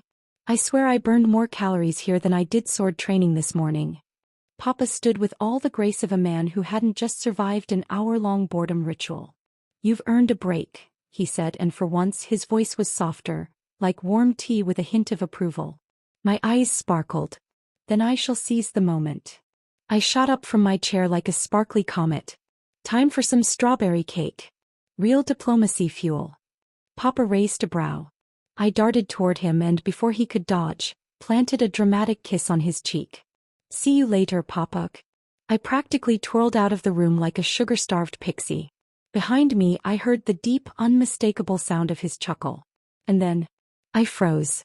My eyes widened. My heart did a little backflip. Nanny!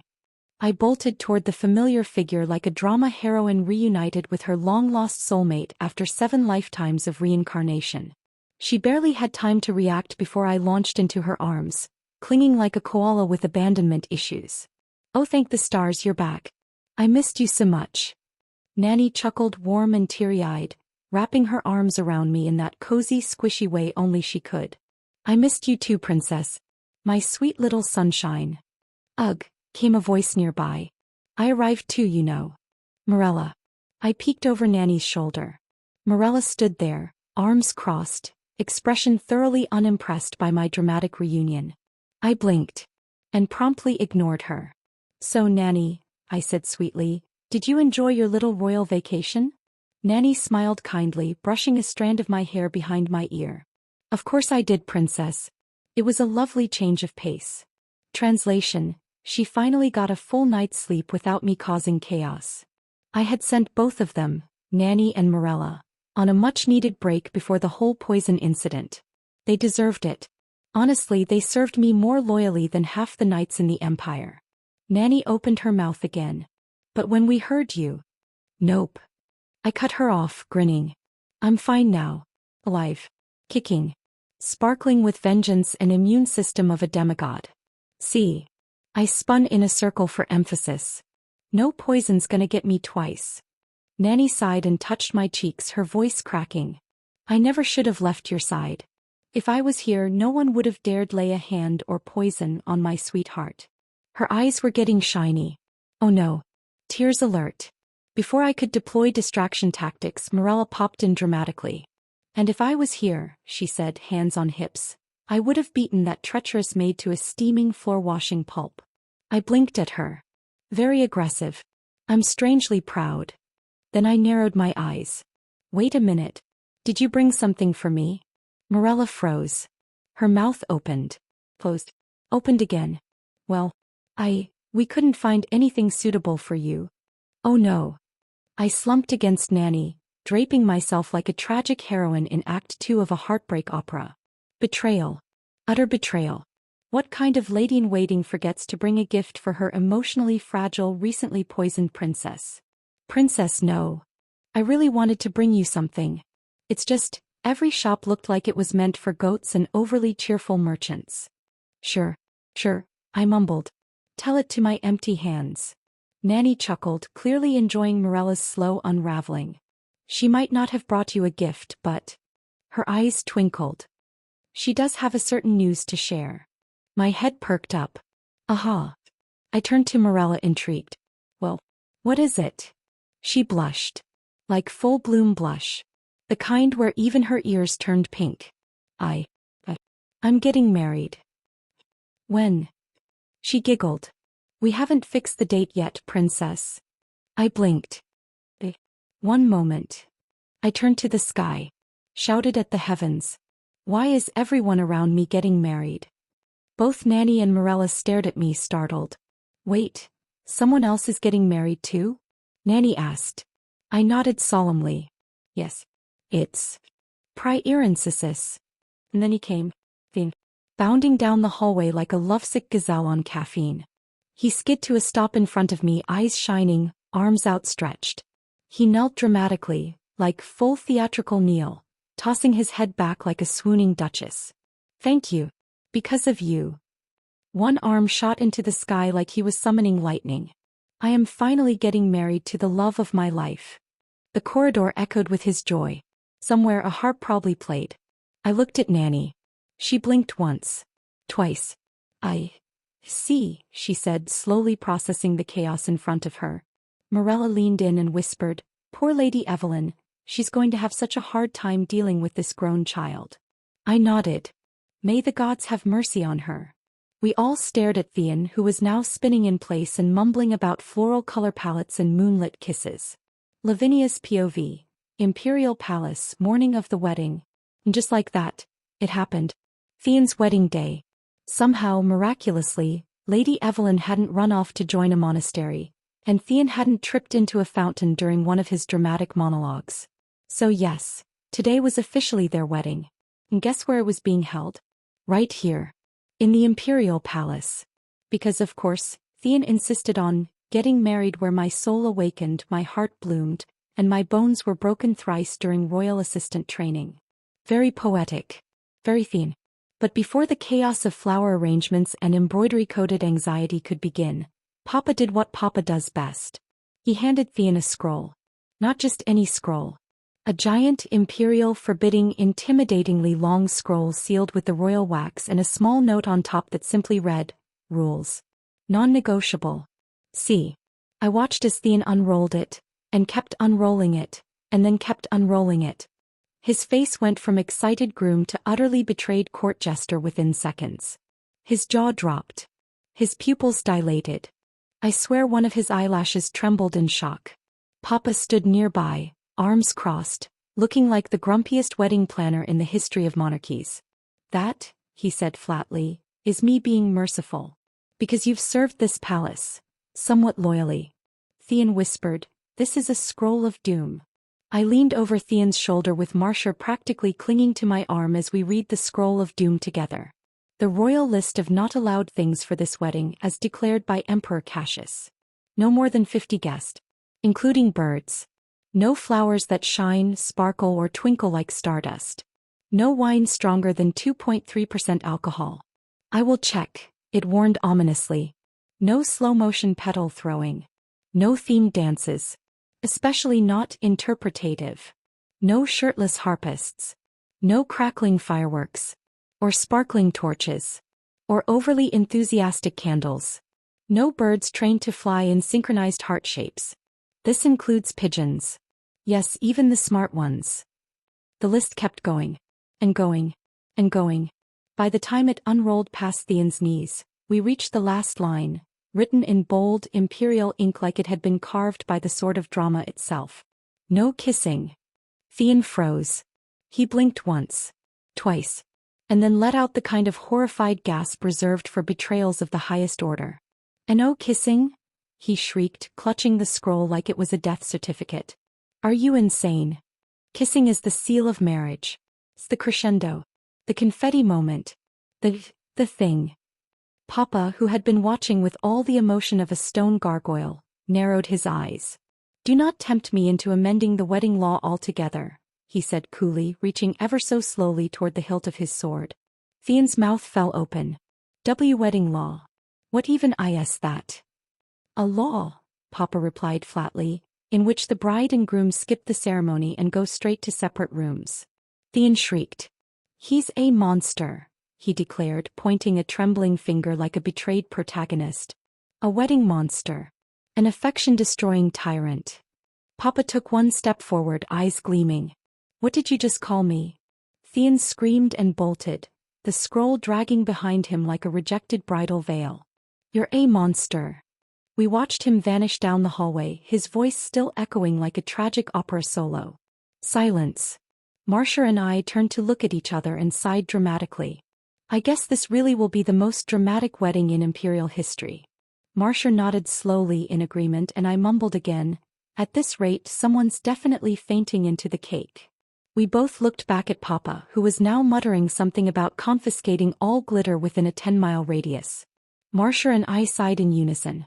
And just like that, it was wedding day. I was dressed and ready, swaddled in royal silk with gold embroidery too sharp for hugging and sleeves too wide to function as anything but portable curtains. I walked down the marbled hallway toward the bridal chamber, my heels clicking softly with each step. Behind me, Marcia padded along, his tail swishing with the kind of excitement only cakes and chaos could stir in him. I chuckled and reached down to ruffle his head. Are you excited for the wedding? Or just the endless dessert tables, huh? He rolled his eyes with all the sass of a spoiled house cat. The message was clear. Same thing, master. Same thing. I grinned. Figures. The princess. I turned at the sound of a familiar voice. Ravik was striding toward me, dressed in his full ceremonial armor, polished, regal, and not a single strand of hair out of place. He bowed slightly. I've been assigned to be your knight for the day. Oh. I blinked. What about Osric? Ravik gave a small smile. He'll be attending the ceremony as the heir of House Everhart. Today he wears his noble colors, not his sword. I paused. Right. Osric. As Grand Duke's successor. But don't worry, Ravik added with a small tilt of his head. His eyes will still be on you. He's sharper than I'll ever be. I smiled softly at that, my heart doing something stupid and fluttery in my chest. Of course he will. Ravik gestured toward the corridor. Shall we, princess? I nodded. I'm heading to see Teacher Evelyn. Figure someone should make sure the bride hasn't escaped through a window yet. He chuckled and fell into step beside me, one pace behind. And as we moved down the corridor, past tapestries and floral garlands and far too many nobles pretending not to judge each other's outfits, I couldn't help but think. No matter how chaotic the kingdom got, today was going to be interesting. Imperial Palace. Bridal room. When I reached the bridal room, Ravik stopped outside and Marcia curled by the door, clearly planning to nap until cake happened. I knocked gently. Teacher Evelyn? It's me. Come in, came a voice from within, breathy, high-pitched and trembling like a kitten on a teacup. I pushed open the door. And stopped. Oh, wow. There she stood. Teacher Evelyn. My tutor. The strict, endlessly composed scholar of ancient diplomacy and battle ethics, now dressed like a fairy goddess summoned from the moon. Her gown was ethereal, soft ivory with subtle silver embroidery that shimmered as she turned in the candlelight. Her hair was swept into an elegant twist with delicate white lilies pinned along the curve of her braid. She looked like she belonged on the cover of a romantic ballad scroll. She also looked like she was about to pass out. I think I'm going to faint, she whispered, clutching a tiny perfume bottle like it was a sword. I rushed to her side. Teacher. Breathe. Deep breaths. You're not fainting on me in that dress. It's too expensive. She sat down heavily on the cushioned stool, muttering something like, This is a terrible idea. Why am I doing this? Is eloping still an option? I tried not to laugh. If you elope now, I'll have to chase you down in heels. Also, if you vanish mid-wedding, Theon will flood the entire palace with his tears and possibly summon a sea god by accident. She blinked. And chuckled. He really would, wouldn't he? That man once cried because his soup reminded him of you, I said deadpan. Teacher Evelyn turned beet red. He told you that? He told everyone that. Her hands covered her face in exasperated affection, but the corners of her lips were curved upward. "He's so embarrassing. But also, weirdly adorable," she added. I stared at her. Whoa. This elegant, serious woman had just giggled like a teenager. Like an actual giggle. Was this what love did? Transformed scholars into swooning fiancés? Love is really out here rewriting personalities, I whispered to myself. She tilted her head. What? Nothing. I beamed. Congratulations again, Teacher Evelyn. And please. I gave her hand a gentle squeeze. Raise our grown-up toddler Thien well. He may be older than me, but emotionally he's still 5. She burst out laughing, tension finally melting from her shoulders. I'll do my best. I straightened and headed toward the door. All right. I'll leave you to your last few moments of sanity. Thank you, Princess. Imperial Palace. Garden. The garden sparkled. Literally. There was glitter in the air. Glitter on the roses. Glitter in the grass. I was fairly certain I saw a butterfly sneeze glitter at one point. I sat beside Papa at the front, perched regally in my silk, pretending to admire the flower arrangements while discreetly trying not to choke on floating sparkles. Papa leaned over, muttering through gritted teeth. He turned my imperial residence into a glitter-themed pastry shop. I smiled sweetly. He just wanted a magical garden wedding, Papa. He didn't blink. He desecrated my lawn. Meanwhile, Thien stood at the altar. If nervous starlight wrapped in human skin was a look, he'd perfected it. He sparkled, no, radiated, with more glow than the entire chandelier collection inside the palace. His robes were white and gold with sparkly lining that caught every ray of the sun. The embroidery on his cuffs shimmered like the moon. He even had tiny gemstones on his shoes, which were currently shaking like a baby deer on ice. Marcia, curled at my feet, gave a slow, unimpressed blink, probably questioning if Thien was about to faint or fly away. The music began. Everyone turned. Teacher Evelyn emerged like a divine blessing.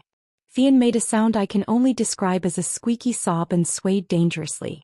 Papa sipped his tea, his own tea which he brought to the garden wedding because apparently, I don't trust these celebratory concoctions, and muttered, if he faints before the vows, I'm canceling this wedding.